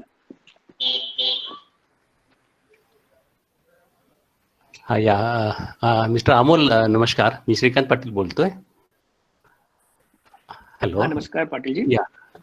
माझा प्रश्न असा आहे माझा प्रश्न असा आहे की समजा आपल्याकडे साधारणतः आपल्याकडे जमीन ही खडकाळ जमीन असते, म्हणजे Rocky soil you can say. आणि आपल्याकडे रॉकी सॉइल आहे, पण सुदैवानं जर समजा पाण्याचं प्रोव्हिजन जर असेल, म्हणजे तळ आहे आपल्याकडे. समजा फॉर एक्झाम्पल मी आहे चांदेगाववरनं. आता चांदेगावला तळ असल्यामुळे वॉटर प्रोव्हिजन आहे आपल्याकडे. तर आपण शिरोळ जानापूरचं पाणी भरपूर आहे तिकडे. मी ओमप्रकाश पाटीलचा मित्रच आहे. अच्छा. तर पाणी भरपूर आहे, पण आता काय झालं की जमीन आहे, रॉकी सॉइल आहे, पाणी आहे. Just I am looking for the opportunities. मला काय की आयुर्वेदाचं प्लांटेशन वगैरे काय करता येईल का, किंवा एनी अदर ऑपॉर्च्युनिटीज, ह्याच्याबद्दल तुम्ही जर काही थोडस फोकस केलं तर बरं. तुम्हाला हळद लावता येते का? बघा, हळद लावा. हळदीमध्ये स्कोप आहे भरपूर. म्हणजे हळद लावायचं आणि हळद आपण एकदम म्हणजे चांगल्या त्याचं म्हणजे रोप बियाणं जे असतं, मला तेवढं माहित नाही कल्टिवेशनचा पार्ट, पण चांगल्या दर्जाची हळद आपण जर पिकवली आणि मग नंतर त्याला स्वतः प्रोसेस करून ते कुरकुमीन म्हणतात त्याला, ते कुरकुमीन जर काढलं आपण, त्याच्यामध्ये क्वालिटी दर्जा असतो त्याच्यामध्ये, ते कॅन्सरसाठी खूप म्हणजे योग्य मेडिसिन आहे. त्याला मार्केटमध्ये भाव सुद्धा चांगला आहे. आणि एकतर तुम्ही पॅकेट हळद करून सुद्धा रिटेल करू शकतो आपण. हळद आपल्याकडे 100% येऊ शकते त्या ह्याच्यामध्ये. ओके. आणि दुसरा आयुर्वेदिक मध्ये तुम्ही ह्याच्यामध्ये युपी मध्ये भरपूर लोक ह्याच्यामध्ये जातात, मिंट मध्ये जातात. जे पेपरमिंट ऑइल असतं ना, आपलं पेपरमिंट ऑइल तेल असतं, ते 3 महिन्याचं पीक असतं, 90 दिवसाचं. ते खूप मोठ्या प्रमाणात घेतात, पण आपल्या भागात मी कधी बघितलं नाही ते पेपरमिंट ऑइल येतं का नाही, ते विचारावं लागेल कृषी अधिकाऱ्याला. अच्छा. ओके. पण तुमच्याकडे पाणी भरपूर आहे, काही करू शकता तुम्ही पाणी असल्यामुळे. त्याच्यात ओनली म्हणजे मला रॉकी सॉइल आहे त्याच म्हणजे त्या सॉइलला रिलेटेड म्हटलं. हा नाही, आपल्याकडे हळद करू शकता तुम्ही, हळद तर 100% कराच, काय हरकत नाही. अच्छा, ओके. शेवटी ऊस केला तर आम्ही घेऊन जाऊ, त्याचं टेन्शन नका. Thank you thanks. चॅट बॉक्स मध्ये एक प्रश्न आहे अमरजी मंगे यांचा. It's observe that DSE approves several project but banks don't cooperate. How to deal with this issue? या बैंक का फंडा क्या होता है, bank needs a clear idea around viability of the project and this project needs to be successful is one part. Second part, bank ला collateral security guarantee पाहिजे असते जे पैसे देतात. हे जर दोन गोष्टी जर बँकेला उद्योजक समजू शकला तर कुठलीच बँक तुम्हाला नको म्हणू शकत नाही. त्या बँकेला फक्त म्हणा की मला रिटर्न द्या की तुम्ही मला कर्ज देणार नाही, कुठलीच बँक नाही म्हणू शकत. पण हे दोन गोष्टी समजवणं हे उद्योजकाचं काम आहे की मी हे उद्योग करू शकतो, या उद्योगाला सांभाळू शकतो आणि मी जे कर्ज घेतोय, समजा मी 10 लाखाचं कर्ज घेतोय, त्याला मला 12 लाखाची कोलॅटरल 15 लाखाची कोलॅटरल लागते, तर ते आपण नेगोशिएट करून 10 लाखाला 10 लाख किंवा 10 लाखाला 8 लाख ही सिक्युरिटी आपल्याला द्यावीच लागेल. ती सिक्युरिटी न देता तर तुम्हाला कर्ज देणारच नाही बँक. ते सिक्युरिटी मग तुमची NA प्रॉपर्टी लागते, प्लॉट लागतो किंवा मग FD लागते, असं काहीतरी, मग किंवा राहतं घर मॉर्गेज करावं लागेल, ह्या सगळ्या गोष्टी कराव्या लागतील. पुढचा प्रश्न आहे दीपकजी कदम. तुम्ही स्वतः विचारलं का दीपकजी? हा सर. हा सर, माझा प्रश्न थोडासा प्रॅक्टिकल असा आहे की बऱ्याच आता या ग्रुपमध्ये जवळपास सगळेच डेफिनेटली एवढ्या संख्येनं जॉईन झालेत, म्हणजे definitely they want to do something and all have professional experience आणि शेतकऱ्याचं बॅकग्राऊंड पण आहे. प्रत्येकाची अडचण आहे की डायरेक्ट जॉब सोडून नाही करू शकत. कन्सेप्ट जरी कुठली असली, तुमचा वेळ जर तेवढा तिथे एनर्जी नाही दिली, definitely you get demotivated and that concept gets killed. तर मला तुमचं थोडंसं प्रॅक्टिकल तुमचा एक्सपिरियन्स जर शेअर केला सगळ्यांना हेल्प होईल की more on exit plan from like definitely nobody can quit the job immediately and start something and do it full time. Sir त्यावरती थोडं. एक्झिट प्लॅन कसा असतो? Exit plan, you can't plan the exit. हमेशा कुठलेही तुम्ही अभिमन्यू पासून exit plan आला नव्हता. एंट्री प्लॅनच असतो, एक्झिट प्लॅन नसतो. पण व्हॉट इज इम्पॉर्टंट इज तुमचे 1-2 क्लॅरिटी राहायला पाहिजे की बाबा माझं म्हणजे समजा तुम्ही घर घेतलंय तर त्याचे हप्ते EMI क्लिअर झालेले आहेत, किंवा गाडी घेतलंय तर ते आहे, डिपेंडन्सी काय काय आहे तुमची, तुम्हाला दर महिन्याला एखादा खर्च किती लागतो, तुमच्या मुलांची म्हणजे शाळेची फीस, बाकी घर खर्च, हे सगळं म्हणजे 15-20 हजार 25 हजार महिन्याचा जोही खर्च असेल, त्या 1 वर्षासाठी किंवा 2 वर्षासाठी तुम्ही प्लॅनिंग केली पाहिजे की हे 2 वर्ष जर समजा माझं प्रॉफिट नाही आलं जसं मी प्लॅन केले तसं, तर हे कुठून येणार आहे. मग त्याचं बफर तुम्ही मेंटेन केलं पाहिजे थोडं. अँड कुठलाही एंटरप्रेन्योर राहू द्या, एक गोष्ट आपण लक्षात ठेवायला पाहिजे असं मला वाटतं बरं का, की you should never shy away from asking help from friends and family members. आपल्याला सगळ्यांना काय म्हणतात ते सेल्फ एस्टीम असतं, इगो असतो. It's fair, everybody has it and everybody will continue to have it. But then तुम्हाला हे जे गोष्ट करताय तुम्ही, एखादी कॉम्प्लेसंट नोकरी सोडून कम्फर्ट झोन मधून तुम्हाला जे महिन्याला 50,000 60,000 70,000 येत होते, ते सोडून एकदम उद्योगात येत आहे जिथे की गॅरंटी 0 आहे, तेव्हा तुम्हाला मदत लागणारच आहे. हे तुम्ही गृहीत धरून चला. मग तेव्हा मदत लागते तर मदत मागायला तेव्हा आपण लाजायचं नाही. ठीक आहे, मदत ज्याच्याकडून घेतोय, you should always be humble and you should have to pay him back if it's a soft loan or if it's something else. You have to be humble and you have to pay it back. ते तर गृहीतच आहे. पण बऱ्याच जागी काय होतं की आपण स्वतः मदत मागत नाही आणि मग सगळं आपण स्वतःच्या लोड घेतो अंगावर आणि मग त्या लोड खाली आपण दबून जातो, असं माझं एक वैयक्तिक मत आहे. सेकंड, जेवढी मोठी पगार तेवढं अवघड एक्झिट आहे. म्हणजे पगार काही सांगायचे नसते, पण आय वॉज ॲट अराउंड 64-65 लाखचं माझं CTC होतं, स्टॉक ऑप्शन्स सोडून. तर हे सगळं CTC म्हणजे 5 लाख जवळजवळ महिन्याला पगार असताना जर सोडतोय तर अवघड होतं. 10 लाख असले तर अजून अवघड होतं. आवड तर 100% सगळ्यालाच आहे, पण त्याची डिग्री वाढत जाते. जेवढी जास्त पगार तेवढं जास्त आवड. पण तुमचा जो पॅशन आहे, तुमची जे एक तुम्हाला काहीतरी स्वतः निर्माण करायचंय किंवा स्वतः काहीतरी उद्योग करायचा आणि 4 लोकांना नोकऱ्या द्यायच्या, जर ते पॅशन असेल जबरदस्त, पगार किती का राहत नाही, माणूस एक्झिट प्लॅन आपला पण बनवतो. पुढचा सर, प्रश्न मनोज कोणी- हा, मनोज सताळकर, नळेगाव. हा बोला. सर, मला ऑर्गॅनिक सर्टिफिकेशन बद्दल थोडी माहिती पाहिजे. हो, ऑर्गॅनिक सर्टिफिकेशन तुम्ही वेबसाईटवर सगळ्यात चांगली माहिती आहे. त्याच्यामध्ये भरपूर वेगवेगळे सर्टिफाईंग एजन्सीज आहेत.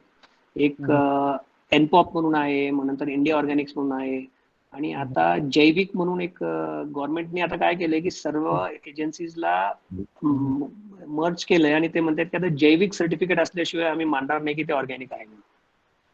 पण इकोसर्ट काय? इकोसर्ट काय एजन्सी आहे? सॉरी, इकोसर्ट.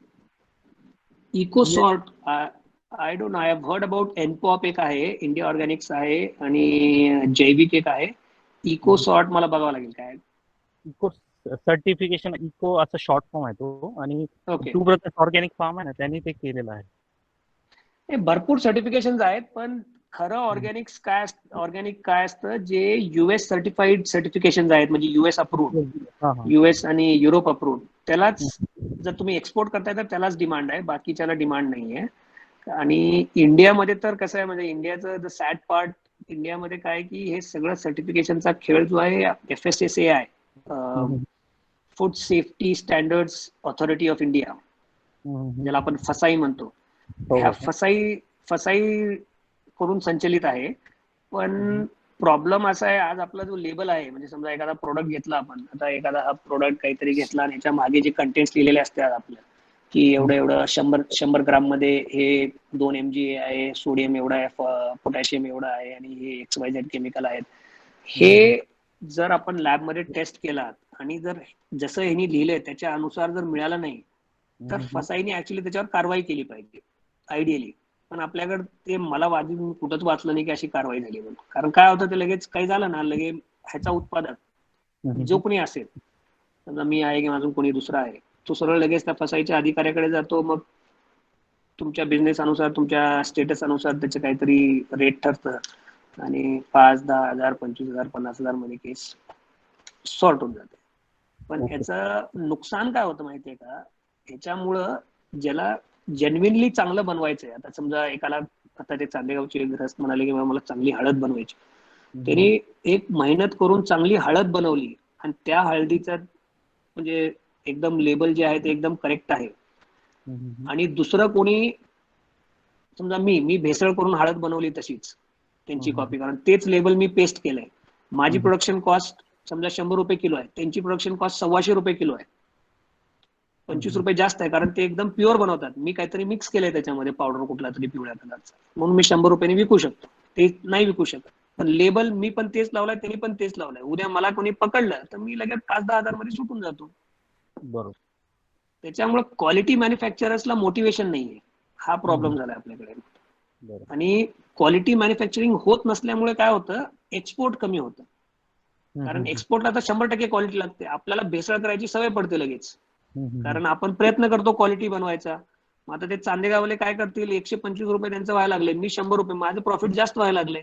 मग त्यांनी हळूच एकदा प्रयत्न करणार, 2दा करणार, मग त्यांनी त्यांची किंमत वाढवणार, किंमत वाढवली की त्यांचं प्रोडक्ट विकणार नाही, माझंच विकणार, मग त्यांनी सुद्धा माझ्यासारखीच भेसळ करायला चालू करणार.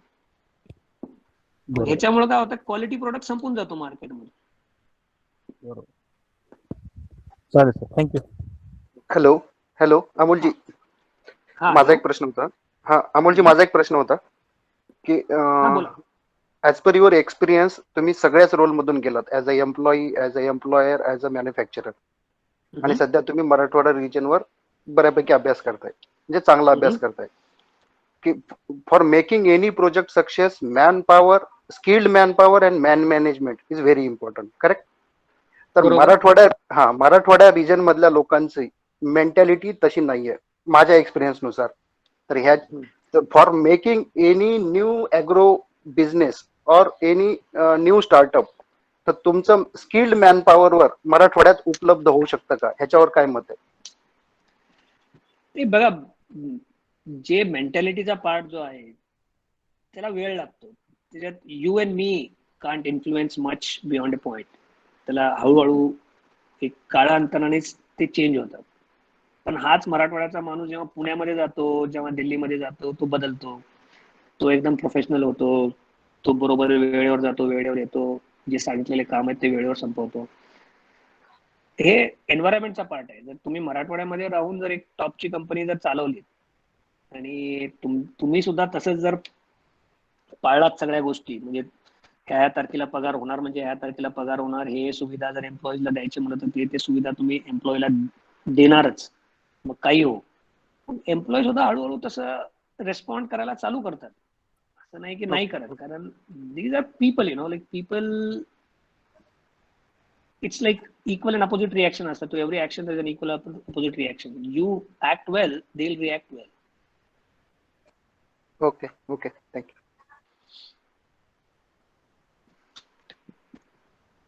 पुढचा प्रश्न कोण विचारणार आहे?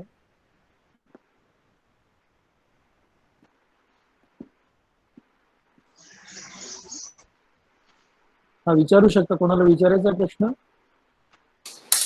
हॅलो. हा, बोला. हा, नमस्कार सर, मी संतोष बोलतोय. नमस्कार. तर आपल्याकडे शुगर केन तर बऱ्यापैकी आहे. तर तुम्ही मागाशी बोलले की गडकरी साहेब पण बोलले होते की इथेनॉलचं जास्त करा. तर इथेनॉल मध्ये आपल्याला काही आहे का? इथेनॉल मध्ये इथेनॉल ऍक्च्युली कसं आहे, थोडंसं रेग्युलेटेड आहे. म्हणजे खूप कंप्लायन्स आहेत त्याला. ओके. म्हणजे तर लायसन्स लागतात आणि खूप कंप्लायन्स, वेगवेगळ्या पद्धतीचे लायसन्स. मग तुम्हाला इन्व्हेस्टमेंट सुद्धा थोडीशी जास्त लागते. करू शकता, त्याच्यामध्ये काहीच प्रॉब्लेम नाहीये. इथेनॉल करू शकता. आता पण इथेनॉलचं कसं आहे, तुमची डिपेंडन्सी गव्हर्नमेंटवर आहे. ती गव्हर्नमेंटनी त्या, जसं सोलारचं मी म्हणलं ना तसंच आहे, गव्हर्नमेंटनी ठरवलेल्या प्राइसवर तुम्हाला इथेनॉल विकावं लागेल, कारण दुसरा बायर नाहीये तुमच्यासाठी. अच्छा अच्छा. तुम्ही स्वतः जाऊन इथेनॉल विकत घेणं म्हणजे इंडस्ट्रियल यूज काय, आपण इथेनॉल याच्यासाठी करतोय की ब्लेंडिंग करायची आपल्याला. ब्लेंडिंग पेट्रोल आणि डिझेलमध्ये. डिझेलमध्ये अराउंड माझ्या मताने 15% आणि पेट्रोलमध्ये 22.5% अशी ब्लेंडिंग केल्यानंतर सुद्धा तो फ्युएल तेवढाच एफिशियंट राहतो, असं रिसर्च म्हणते. त्याच्यामुळे 40 रुपये 45 रुपये लिटरचा इथेनॉल आपण डिझेलमध्ये आणि पेट्रोलमध्ये टाकलो आणि तेच डिझेल आणि पेट्रोल आपण 70 रुपयांनी विकलो तर गव्हर्नमेंटला त्याचा फायदा होतो. आणि 40 रुपये 45 रुपयांनी इथेनॉल बनवून जर शेतकरी ऊसापासून, म्हणजे उद्योजक ऊसापासून किंवा दुसऱ्या गोष्टीपासून, स्टार्चपासून इथेनॉल बनवून 40 रुपयाला जर सरकारला विकला तर त्याला सुद्धा 2 रुपये उरतील. असं तो बिझनेस आहे. पण विकत घेणारा हा फक्त गव्हर्नमेंटच आहे. चॅट बॉक्स मध्ये प्रश्न विचारलेला आहे, शतावरी या औषधी वनस्पती मार्केट कसा आहे? अजून एकदा बोला सर, काय मला आवाज पूर्ण आला नाही. चॅट बॉक्स मध्ये त्यांनी स्पेसिफिक विचारले की शतावरी या औषधी वनस्पतीबद्दल मार्केट कसं आहे? शतावरी औषध, सॉरी मला त्याच्याबद्दल तेवढा आयडिया नाहीये. पण आजकाल सगळेच औषधं जे आयुर्वेदिक आहेत, जर ते सगळं टेस्टेड असतील आणि तुम्ही जर त्याला सर्टिफिकेशन ते घेतलात तर त्याला मार्केट चांगलं आहे. Marketing is a most important thing. आणि याच्यामध्ये काय आहे, आयुर्वेदिक याच्यामध्ये कॉपी खूप लवकर होतात गोष्टी. काही झालं ना, लगेच कोणीतरी लगेच शतावरीचा सारखा पॅकिंग बनवतो आणि म्हणतो की शतावरी सारखाच आहे आणि त्याच्यापेक्षा 10 रुपये कमी विकतो. लगेच त्याचा मार्केट तिकडे शिफ्ट होतो. ओके, सगळ्यांनी प्लीज म्यूट करा. अजून कोणाचे प्रश्न आहेत का? मी नागपूरवरून संजय पत्तीवर बोलतोय. बोला. नमस्कार. नमस्कार. माझा मुलगा दुबईला असतो आणि त्याला आता मला नागपूरला आणायचं आहे आणि त्याच्याकरता मला कोकोपीटचा बिझनेस तिथे चालू करायचा आहे. तर त्याकरता गव्हर्नमेंटकडनं मला त्याच्याकरता काय स्कीम मिळवता येतील आणि काय कसं थोडंसं गाईड करू शकाल का? हा बिझनेसला साधारणतः किती इन्व्हेस्टमेंट लागते, म्हणजे तुम्हाला वायबल बिझनेस करायचा असेल तर? अराउंड खूप काही लागत नाही, पण एक 25 ते 30 लाख रुपये त्याच्यावरती लागणार नाही. मग त्याच्यासाठी सगळ्यात बेस्ट स्कीम ती आपली CMAGP ची स्कीम आहे ना, मी जे सुरुवातीला सांगितली आपल्याला. मुख्यमंत्री रोजगार योजना जी हा. आहे CMEGP, चीफ मिनिस्टर हा. एम्प्लॉयमेंट जनरेशन प्रोग्राम, त्याच्यामध्ये तुम्हाला 30 लाखाचा जर प्रोजेक्ट कॉस्ट असेल तर तुम्ही महिलाच्या नावावर जर प्रोजेक्ट केला तर तुम्हाला 35% सबसिडी मिळेल, म्हणजे जवळजवळ 10-10.5 लाख रुपये तुम्हाला सबसिडी मिळेल त्याच्यावर. अच्छा, ओके. ती पण ती योजना सगळ्यात चांगली आहे आणि ती फास्ट आहे खूप. तर तुम्हाला म्हणजे याकरता असं एक साधारण वर्ष तुम्हाला वाट बघायची नाही सबसिडीला. ज्या दिवशी लोन अप्रूव्ह होईल त्या दिवशी तुमची सबसिडी होऊन जाईल. बरं, याकरता मग कॉन्टॅक्ट कुठे करावं लागेल? त्याचा पोर्टल आहे CMEGP.mah.in असं काहीतरी त्याचं. तुम्ही गुगल करा CMEGP म्हणून. CMEGP. हा, CM is for chief minister. एक मिनिट मी लिहून घेतो, 1-2 पेन दे बरं. बरं, तोपर्यंत पुढचं सांगा ना मला. आता कोण CMEGP. ते लिहितो मी तोपर्यंत मला अजून पुढे त्याच्यावर तुम्हाला ऍप्लिकेशन भरावं लागेल. तिथे जाऊन ऍप्लिकेशन भरल्यानंतर तुमचं ऍप्लिकेशन स्क्रुटनीसाठी DLTFC म्हणून कमिटी असते डिस्ट्रिक्ट लेवलला. एक मिनिट, तुम्ही CMEGP म्हटलं ना? तुम्हाला लिहायची काहीच गरज नाही सर. तुम्ही फक्त तुम्ही ऍप्लिकेशन भरा, तुम्हाला तिथे सगळं लिहिलेलं आहे आणि it's very very easy and very fast process. Okay, EGP. Chat box मध्ये लिंक कोणीतरी दिली, तुम्ही बघू शकता. ओके, अच्छा, ओके. चॅट बॉक्स मध्ये लिंक आहे. हा, प्रदीप दिलेली. हा, okay. Hello hello. Amol, Meghraj here. Very informative webinar. Very nice. Thank you. कोणीतरी नोकरी जॉब टू बिझनेस वर प्रश्न विचारला होता. मी त्यालाच ऍड करून मी त्याच्या पुढे एक विचारू इच्छितो, ज्या अर्थी तरुणांना अजून मदत होईल, की तुझ्या 13 वर्षाच्या सर्व्हिस आणि ह्या 3 वर्षाच्या बिझनेस ह्या ज्या एक्सपिरियन्सेस आहेत, त्यामध्ये ह्या 3 वर्षाच्या एक्सपिरियन्स मध्ये तुला काय बेनिफिट किंवा काय आवडलं की ज्याच्याने तू तरुणांना म्हणशील की leave the job and come to the business, उद्योगाकडे या? Okay, interesting question. सगळ्यात महत्वाचं याच्यामध्ये आहे की मी 24/7 काम करू शकतो.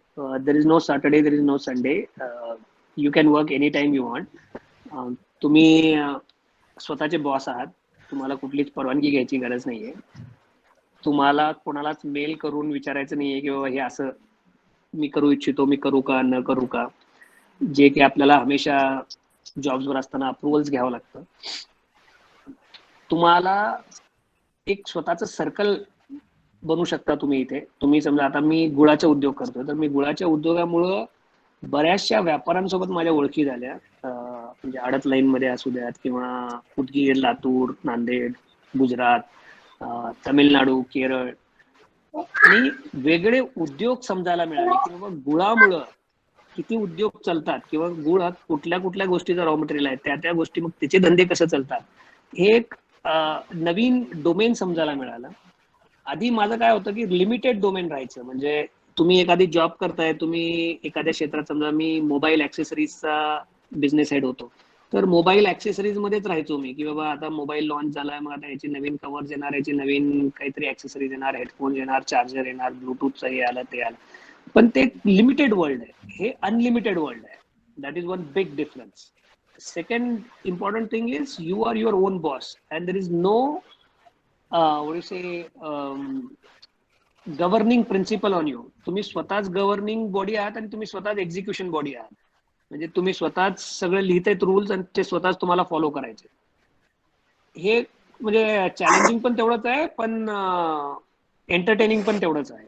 जेव्हा तुम्हाला तुमचे रूल्स सक्सेस होत असलेले दिसतात, then that kick is very good. I mean that enthusiasm, that energy that you get, की एक मी पर्टिक्युलर विचार केला आणि ते अंमलबजावणी केली आणि त्याच्यातून मला यश मिळालं, than that kick is amazing. आणि त्याच्यातून तुम्हाला येणारा जो आत्मविश्वास आहे, दॅट इज प्राइसलेस. म्हणजे एका उद्योजकाकडे जो आत्मविश्वास असतो, आज तुम्ही कुठल्या एखाद्या छोटा आपल्या स्वतः तुम्ही आता बाहेर गेल्यानंतर एक चांगला दुकानदार ज्याचं दुकान चांगलं चालतो किंवा एक चांगला उद्योजक एखादा ऑइल मिलवाला आहे किंवा जो आजूबाजूचा जोही आहे चांगला बेकरीवाला, तुम्ही बघा त्याच्या याच्यावर कसा कॉन्फिडन्स असतो. तो कॉन्फिडन्स आपल्या चांगल्या व्हीपीच्या ह्याच्यात सुद्धा नसतो. एखादा व्हीपी म्हणा किंवा एखादा चांगला हाय पेईंग आपल्या कंपनी मधला एम्प्लॉई असेल, त्याच्यामध्ये सुद्धा तेवढा कॉन्फिडन्स नसतो जेवढा की एका चांगल्या सक्सेसफुल उद्योजकाच्या ह्याच्यामध्ये कॉन्फिडन्स असतो. या good answer. Hello hello hello हा बोला, विचार. हा अमोलजी, मी सतीश बिराजदार बोलतोय औरंगाबादहून. हॅलो नमस्कार सतीशजी. माझे 3 क्वेश्चन्स आहेत. सर्वात पहिला असा क्वेश्चन आहे की लातूर डिस्ट्रिक्ट मध्ये ऑर्गॅनिक फार्मिंग साठी कसा स्कोप राहील? हॅलो हा बोला बोला, ऐकू येतं, बोला. लातूर डिस्ट्रिक्ट मध्ये ऑर्गॅनिक फार्मिंग साठी कसा स्कोप राहील, हा माझा पहिला क्वेश्चन आहे. हॅलो हा दुसरा क्वेश्चन असा आहे की आपण जे मार्केटिंग विषयी बोललात ते आपण सरळ मार्गी मार्केटिंग करू शकतो का? आणि मार्केटिंग मध्ये मार्केटिंग करायचं असेल तरी तुमची त्याच्यामध्ये काय मदत होऊ शकते का? असं एक तिसरा क्वेश्चन आहे.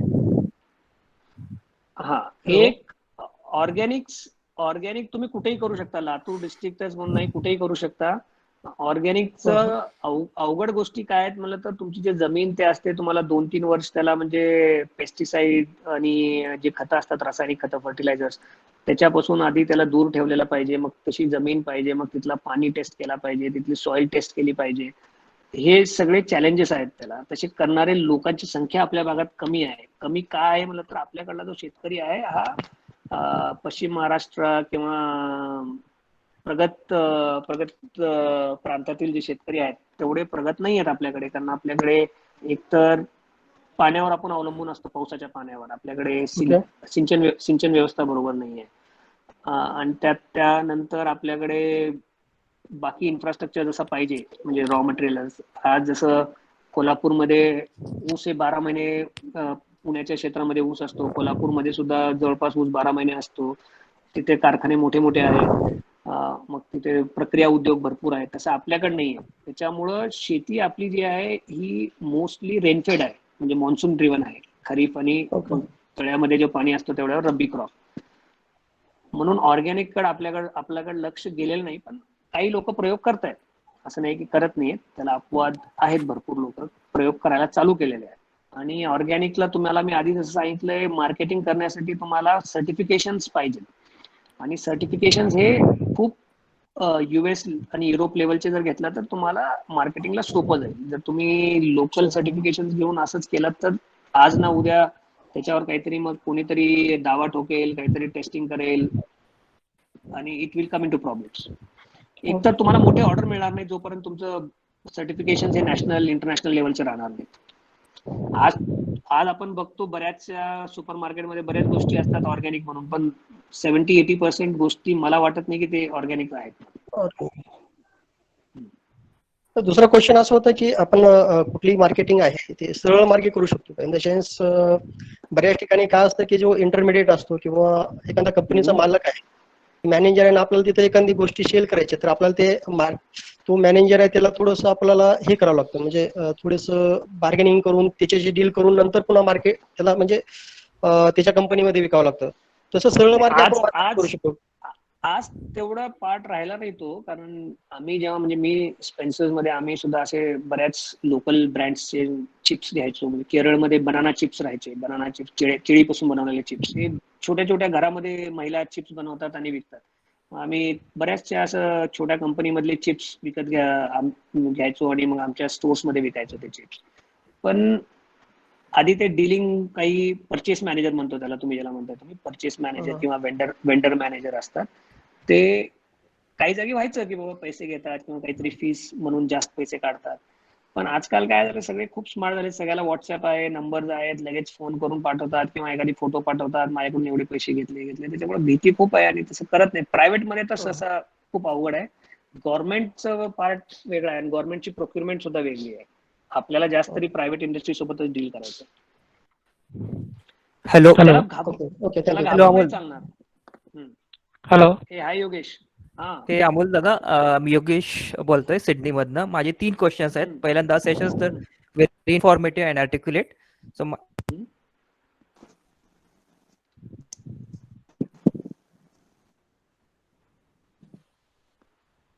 हा योगेश.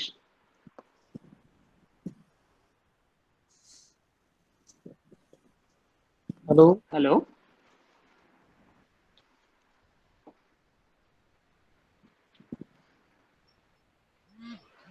हॅलो. हॅलो अमोल दादा. हॅलो. हा, बोला. सॉरी. Go ahead.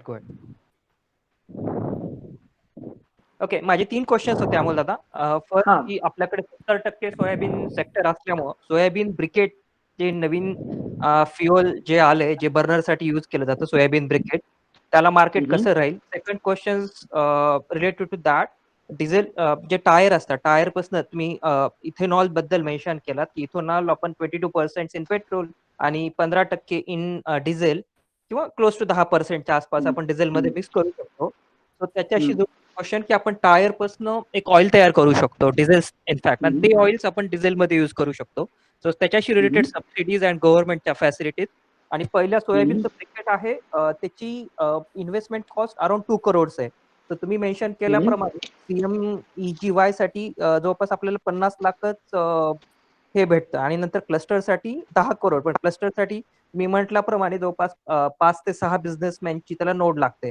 पण आम्हाला जर इंडिव्हिज्युअल बिझनेस करायची असेल आणि अराउंड त्याची 2 crore इन्व्हेस्टमेंट कॉस्ट आहे, तर त्या केसमध्ये ऑप्शन्स कसे राहतील? आणि थर्ड क्वेश्चन जी की हा दोन्ही ह्याच्याशी रिलेटेड नाही आहे, तुम्ही कोल्ड स्टोरेज बद्दल मेन्शन केला, त्याच्याशीच रिलेटेड नॉर्मल गोडाऊन, ज्या गोडाऊन मध्ये नॉर्मल असं आपल्याकडे सोयाबीन तयार होतं, सो सोयाबीन आपण स्टॉक केलं आणि 6 महिन्यानंतर आपण परत मार्केटमध्ये आणलं, तर त्याच्याशी रिलेटेड काही स्कीम्स काही आहेत का?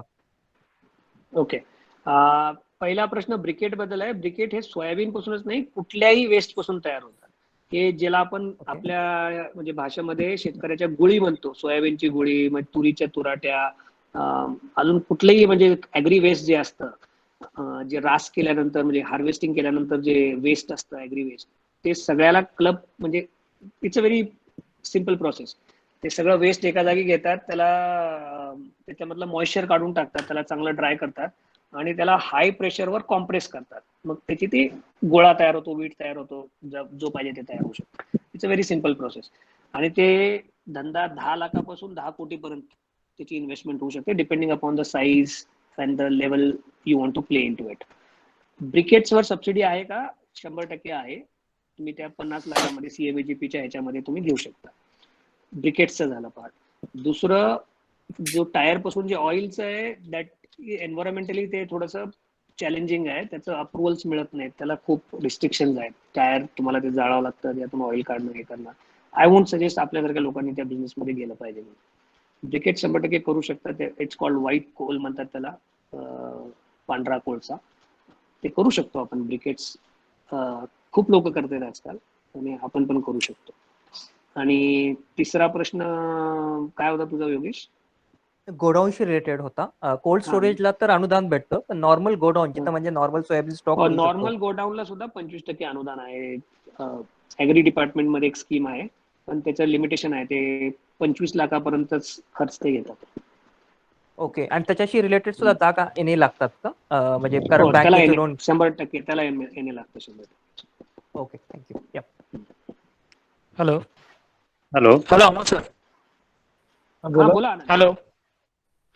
मला एक प्रश्न होता, जर ॲग्री रिलेटेड जे इक्विपमेंट्स आहेत, म्हणजे हार्वेस्टर आहे, समथिंग असे इक्विपमेंट्स आहेत जे आपण फूड प्रोसेसिंगसाठी वगैरे वापरतो, तर अशा इक्विपमेंट बनवण्यासाठी जर एखादी कंपनी वगैरे असेल तर त्याला काही सबसिडीज वगैरे मिळतील, म्हणजे असे कंपनी टाकायची असेल तर? तुम्ही ते म्हणजे हार्डवेअर मॅन्युफॅक्चरिंग मध्ये जात आहे, किती लागत असेल त्याला अंदाजे? Around 50 lakhs. त्या CMEGP मध्ये करून टाका ना. CMEGP ला कुठलीच हे नाहीये, फक्त तुम्ही रोजगार तयार करताय हे एकच निकष आहे. ओके. त्याच्यातून रोजगार तयार झाला पाहिजे. मग आपण ब्रेड बनवला तरी रोजगार तयार होतो, ट्रॅक्टरचं नांगरटीचं इक्विपमेंट बनवलं तरी रोजगार तयार होतो. Okay. Thank you. Hello. Hello. Hello Amolji. हा बोला. हा, ऍक्च्युली मला विचारायचं होतं की मराठवाड्यामध्ये फ्रूट प्रोडक्शन आणि फ्रूट प्रोसेसिंग या दोन्ही गोष्टींना काय स्कोप आहे? जर आपण Fruit कम्पेअर केलं production- पश्चिम महाराष्ट्र आणि बाकी रिजनशी, तर आपल्याकडे हॉर्टिकल्चर एवढं विकसित नाहीये जास्त. आता कुठेतरी आंबा वगैरे ही फळं घेताना दिसत आहेत लोक, पण तरी प्रोसेसिंग वगैरे ह्याचे काही फारसे नाहीयेत कुठे उद्योग. कसं आहे, शेतीमध्ये मला जेवढं, म्हणजे मी तज्ञ नाहीये शेतीचा खूप, पण आता जेवढा अभ्यास करतो या 2-3 वर्षापासून, इथले आपल्याकडे 90-95% जे शेतकरी आहेत, हे त्यांचं जे कॅश फ्लो मॅनेजमेंट आहे, त्यांची जी आर्थिक सायकल आहे, ते अतिशय एजवर आहे, म्हणजे काठेवर आहे. त्यांच्याकडे एक्स्ट्रा पैसाच नसतो. म्हणजे आज ते सोयाबीन साठी केलं, मग सोयाबीन लगेच 90 दिवस 100 दिवसाचा पीक आहे, लगेच रास केली, लगेच 90% लोक तर विकून टाकतात. एक 10% लोक आहेत जे सोयाबीन ठेवतात, वाट बघतात की बाबा भाव चांगला झाल्यावर विकू, हे करू ते करू. 90% शेतकरी सोयाबीन विकून टाकतो रास झाल्या, कारण त्याला पैसे त्याचे घेतलेले असतात, त्याचा व्याज चालू असतो, त्याच्या मागे 1000 कुटाणे असतात, लग्न असतं घरी, कोणतरी आजारी असतं, जमीन घ्यायची असते, काहीतरी असतं. मग अशा भागामध्ये, आणि आपल्याकडे जोड धंदे नाहीये, आपल्याकडे जोडधंदे न राहण्याचे 2-3 रिझन आहेत. सगळ्यात मोठा जोडधंदा नसण्याचा रिझन आहे की आपल्याकडे पाण्याचा प्रॉब्लेम आहे. आपल्याकडे आपण सगळंच पावसावर डिपेंडेंट आहे. आपल्याकडे इरिगेशन फॅसिलिटीज नाहीये. तुम्ही आज पश्चिम महाराष्ट्रामध्ये जा, सगळे कॅनल इरिगेशन आहे तिथे. म्हणजे जिथं पाऊस पडत नाही तिथे सुद्धा कॅनल आहे, जिथं पाऊस पडतो तिथं सुद्धा कॅनल आहे. त्याचा अजून तो पॉलिटिकल भाग आहे की आपल्याकडले राजकारणी आणि तिकडले राजकारणी, हे सगळं, मग त्याचं डिफरन्स स्टोरी. बरोबर आहे. आपण त्याच्या खोलात जाण्याच्या ऐवजी आता आपण काय करू शकतो ह्याच्यावर थोडस. आपल्याकडे आता फ्रूट हॉर्टिकल्चर मध्ये आपण ऍक्च्युली, आपली जमीन तशी चांगली आहे हॉर्टिकल्चरसाठी, बिकॉज हॉर्टिकल्चरला आपल्यासारखी जमीन पाहिजे, आपल्या भागातली जशी आहे. जास्त फर्टाईल जमीन लागत नाही हॉर्टिकल्चरला. आणि फक्त चॅलेंज 2 आहेत हॉर्टिकल्चरसाठी. एक, पाणी, म्हणजे पाण्याचे सोर्स पाहिजे आपल्याला. म्हणजे आता आजकाल शेततळे ते करायला लागलेत लोक, बरेचसे पाणी साठवण करतायत, मग नंतर ड्रिपनी पाणी देत आहेत. आमच्या भागामध्ये लिंबू होतोय, आंबा आहे, डाळिंब आहे. मग मी परवाच एका जागी बघितलं की लिंबाची शेती बघितली मी, जवळजवळ 40 एकर अहमदपूरमध्ये.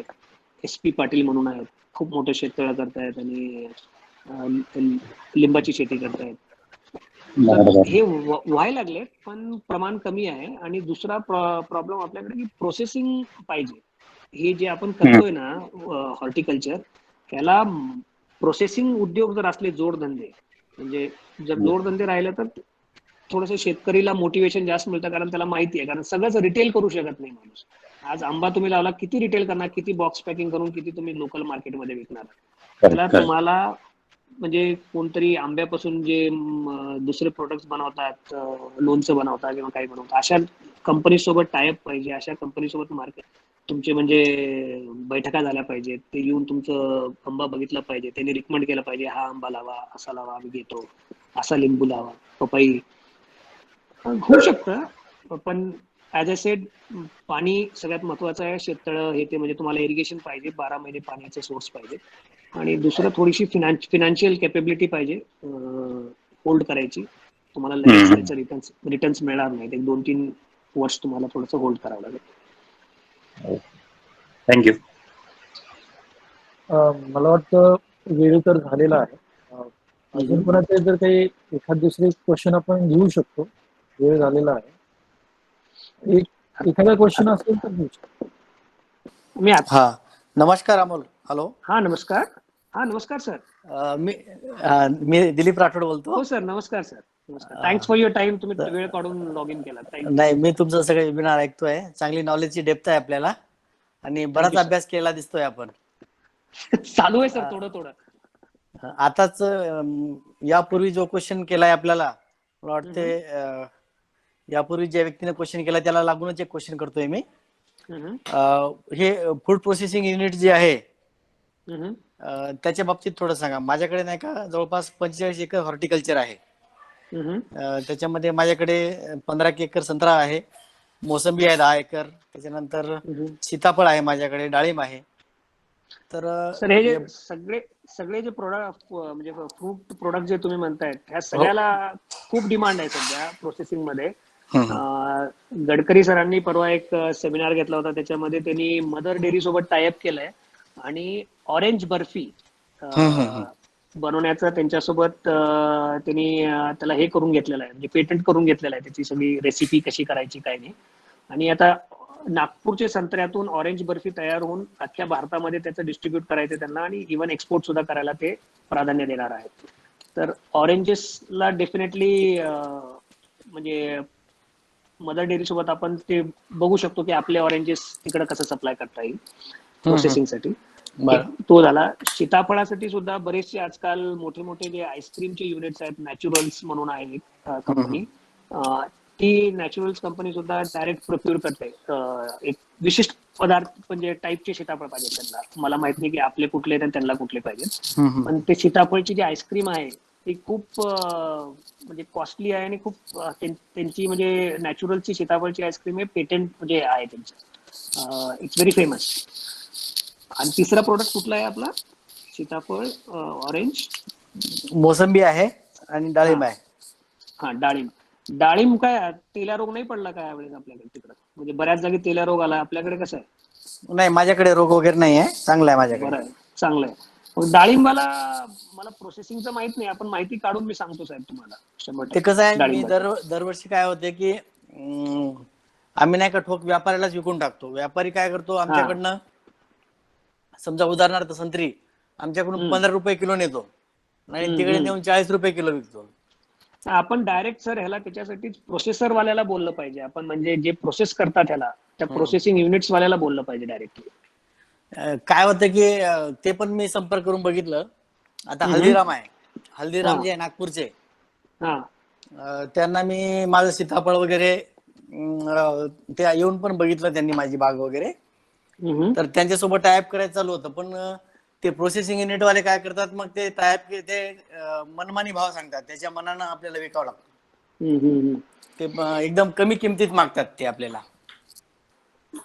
नाही, आपण त्याला योग्य माणसाला पकडलं पाहिजे साहेब. थोडंसं हे मुद्दाम खालची लोक काय करतात, थोडंसं प्रेशर टाकून बघतात.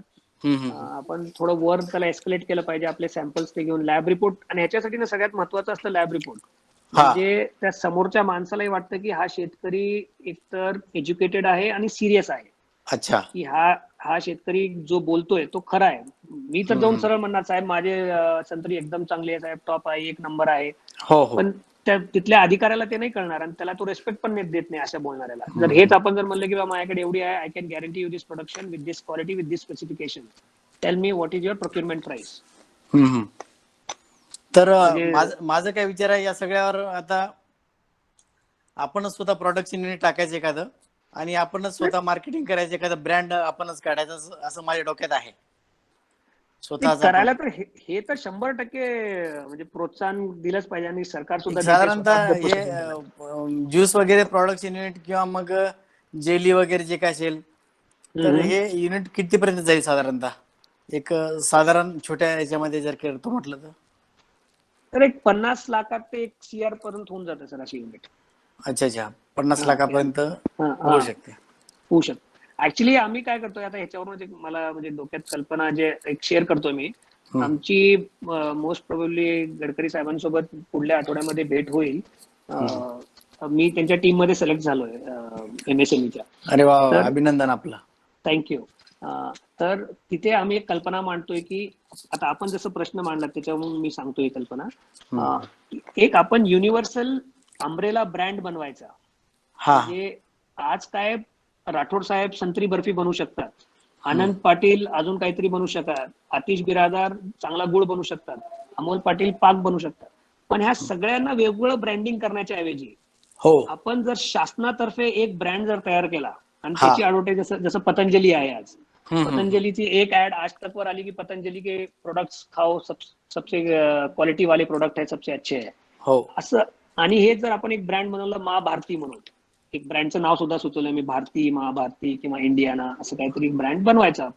शासनाकडून ह्याचं थोडंसं फंडिंग लागेल आणि शासन काय म्हणणार की हे ब्रँड आहे इंडियाना ब्रँड, आणि राठोड साहेब तुमची जी संत्री बर्फी आहे इंडियाना ब्रँडनी तुम्ही विकू शकता, फक्त ह्याची लॅब टेस्ट माझ्या लॅबमध्ये होणार आणि ते पास झालं तरच तुम्ही हे ब्रँडिंग करू शकता. अगदी चांगली कन्सेप्ट आहे आपली. मग हे जर केलं तर आपल्यासारखे जे मॅन्युफॅक्चरर आहेत त्यांना ब्रँड मिळेल ना एक. आणि हो. ह्या ब्रँडवर लोकांचा भरोसा असेल कारण ह्याचा गव्हर्नमेंटचं बॅकअप आहे. अगदी बरोबर. आणि ज्या दिवशी तुमची लॅब टेस्ट फेल होईल, राठोड साहेबाचा जो संत्रा बर्फी असं राहायला पाहिजे XYZ नसून काहीतरी वेगळं निघालं तर राठोड साहेबाला फाईन लावणार आणि त्यांना 6 महिने ते ब्रँड वापरायला परवानगी नाही देणार. अगदी असंच केलं पाहिजे. असं काहीतरी आम्ही ते प्रेझेंटेशन बनवलंय, ते आता पुढल्या आठवड्यात त्यांची जर तारीख मिळाली तर आम्हाला प्रेझेंट करायचंय. ते चालू आहे त्याच्यावर काम. चालेल. Thank you sir. थँक्यू. ओके शी. या सत्राचा टाइम जवळपास संपत आलेला आहे. मी श्री आतिश बिराजदार यांना विनंती करतो की त्यांनी याचा समारोप करावा. अमोलजींनी चांगलं मार्गदर्शन केलं सगळ्यांना एकदम उत्तम प्रकारे. आतिशजी. Yes. Thank you Amolji. Thank you so much आतिशजी आणि मराठवाडा मित्रमंडळ टीम. थँक्यू. तुमचं इन्फॉर्मेशन खूप सगळ्यांना आवडलंच असेल. ते नंबर वाईज कळतच होतं की नंबर समथिंग 96 पर्यंत गेलेले मी बघितले टोटल. 2 मिनिटं मी बोलू का? चालेल? हा बिलकुल सर, बोला. तुम्ही आता बोललात त्याप्रमाणे मला असं वाटतं की तुम्ही नागपूरला तुमचं काही पुढच्या आठवड्यामध्ये येण्याचं प्लॅनिंग आहे. हो सर. तर कुठल्या तारखेला तुम्ही नागपूरला येतात आणि कुठे येतात? मी कळवतो तुम्हाला सर. मला गडकरी साहेबांना भेटायला जायचंय, म्हणजे मी त्यांच्या घरी जाईल. गडकरी साहेबांच्या घराच्या जवळच माझं घर आहे. अच्छा, व्हेरी गुड. तर म्हणून विचारलं मी. त्यांचं ऑफिस आणि त्यांचं घर या दोन्हीच्या मध्ये माझं राहणं आहे. साहेब मी आपला नंबर याच्यावर आतिशी मला नंबर तुम्ही देता का? मी देऊ कसं करायचं ते नंबर? नाही, ग्रुपवर टाकून अभिजित ग्रुपवर टाकून द्या ना नंबर सरचा. मी व्हॉट्सअपला मी आता चॅट बॉक्सवर टाकून देतो मी. येस. ठीक आहे आतिशजी. माझा नंबर मी शेअर करू का? तुम्ही ग्रुपवरून त्यांचा नंबर घ्या. हा, नंबर शेअर करा. मी करून देतो आता तुम्हाला. चालेल Sanjay. Okay. Thank you. Yes. Amolji तुमचे इन्फॉर्मेशन नक्कीच आमच्या सर्वांच्या कामी येईल. आणि महत्वाचं म्हणजे आमच्यासारख्या जी 40च्या पुढचे आहेत, 15-20 वर्ष जी जॉब केले, आता परत लातूरला येऊ, नवीन काहीतरी आपलं करू, आपण स्वतःचे बॉस बनू, हे जे विचार आहेत थोडक्यात या विचारात. हॅलो. अमोल सरचा नंबर शेअर करा की. केला ना बघा, ग्रुपवर केलेला आहे, मेसेज मध्ये आहे. येस. 075. Okay thank you. हा, आणि it is very helpful to us. आणि असंच गायडन्स आम्हाला मिळत राहील अशी आमची इच्छा अमोलजी तुमच्याकडून. आणि तुमचा नंबर आहे. We will contact anyone contact from this group who wants to guidance from you. Thank you, sir. या निश्चित. अभिजित जी. अमोलजी धन्यवाद. तुम्ही 2 तास नॉनस्टॉप तुम्ही बोललात आणि आय थिंक नियरली 99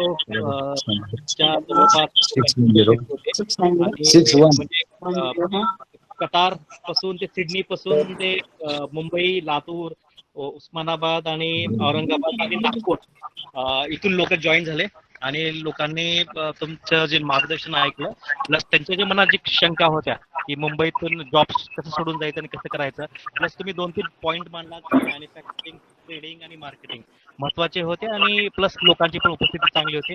आणि आम्ही तुमचे खूप आभारी आहेत सर. तुमचं एवढं इमेन्स आणि वास्ट नॉलेज आहे ना, सगळ्यांना खूप माहिती झाली. त्याच्याबद्दल मराठवाडा मित्रपरिवार नवीन मुंबईतर्फे आणि सर्व सदस्यांतर्फे तुमचे मनपूर्वक धन्यवाद. आणि पुढील तुमच्या यशस्वी वाटचालीसाठी शुभेच्छा. आणि तुमच्याकडून असंच सगळ्यांना मार्गदर्शन राहावं. आणि तुम्ही तुमच्याशी बोलताना एकदा म्हणलात की मी आज स्वतः एंटरप्रेनर आहे, पण माझ्या सेमिनार पासून समजा 10 एंटरप्रेनर झाले तर that will be very helpful. तर होपफुली ह्या वेबिनारच्या माध्यमातून लोक एंटरप्रेनर बनतील आणि आपल्या देशासाठी युजफुल होतील ते. Thank you sir. Yes, thank you so much. धन्यवाद.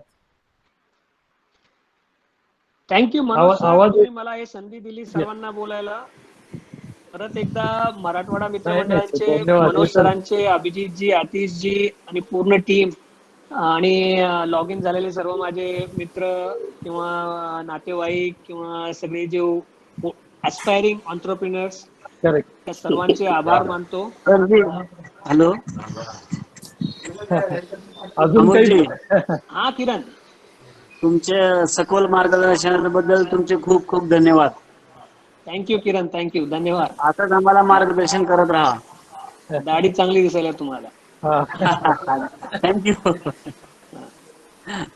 मनोजजी, थँक्यू सो मच संधी दिल्याबद्दल. आणि मी परत एकदा आपण सर्वांना सांगतो की आपण खरंच उद्योगासाठी म्हणजे उद्योजक बनण्यासाठी एक जर पाऊल डेअरिंग जर केलात, एक पहिली डेअरिंग महत्वाची असते. पहिलं रिस्क घ्यावाच लागतो.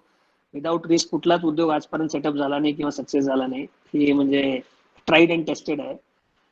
तुम्ही एका बाजूनी नोकरी, एका बाजूनी उद्योग, दोन्ही जहाजामध्ये पाय ठेवून तुम्हाला आरामात जर सेलिंग करता येईल असं वाटत असेल तर इट्स व्हेरी रेअर. खूप कमी आहेत असे. तर तसं होऊच शकत नाही. तर तुम्हाला डेअरिंग करावंच लागेल, रिस्क घ्यावंच लागेल. आणि आताचा जो टाइम आहे करोना नंतरचा खास करून, हे खरं बघायला गेलं तर ऍग्री प्रोसेसिंग साठी this is the best time. आणि this is the right time not only for agri processing, this is the superb time for getting back into rural area. कारण इथे तुम्हाला आता एकतर सिटी मधली जे लाईफ आहे आपल्याला कळालं की चॅलेंजेस काय आहेत सिटीमध्ये, आणि रुरल याच्यामध्ये आता टेक्नॉलॉजी असल्यामुळं आज आपण इथं बसून जवळजवळ सिडनी बसून माझ्या एका म्हणजे भावानी फोन केला सिडनी मधून, आणि बाकी सर्व कतार मधून अभिजितजीचे नातेवाईक होते. तर आता connectivity is not a problem at all. तुम्ही मुंबईत आहेत का, उदगीरला आहेत का, उस्मानाबादला आहेत का, माझं गाव कोलखेडला आहेत, हे काहीच मॅटर करत नाही आता. आणि ही टेक्नॉलॉजी ह्याच्यावरून चांगलीच होत जाणार आहे, खराब नाही होणार. तर ह्याची संधी आपल्यासाठी योग्य आहे. म्हणजे आपण उभं कंप्लेन करत बसलो की आमचं युग अवघड आहे, आम्हाला खूप कॉम्पिटिशन आहे, तुमच्या ह्याच्यात चांगलं होतं. निगेटिव्हिटी दूर करून जे पॉझिटिव्ह आहेत गोष्टी त्याच्याकडे बघून जर आपण डेअरिंग केली तर 100% यश मिळेल. चॅलेंजेस आहेत, चॅलेंजेस नाही त्याच्यातला भाग नाही आहे, 100% चॅलेंजेस आहेत. पण आपण आजपर्यंत चॅलेंजेसला फाईट देत आलो तर उद्या पण देतच राहणार आहोत. त्याच्यामध्ये काय मोठी गोष्ट आहे. आणि आज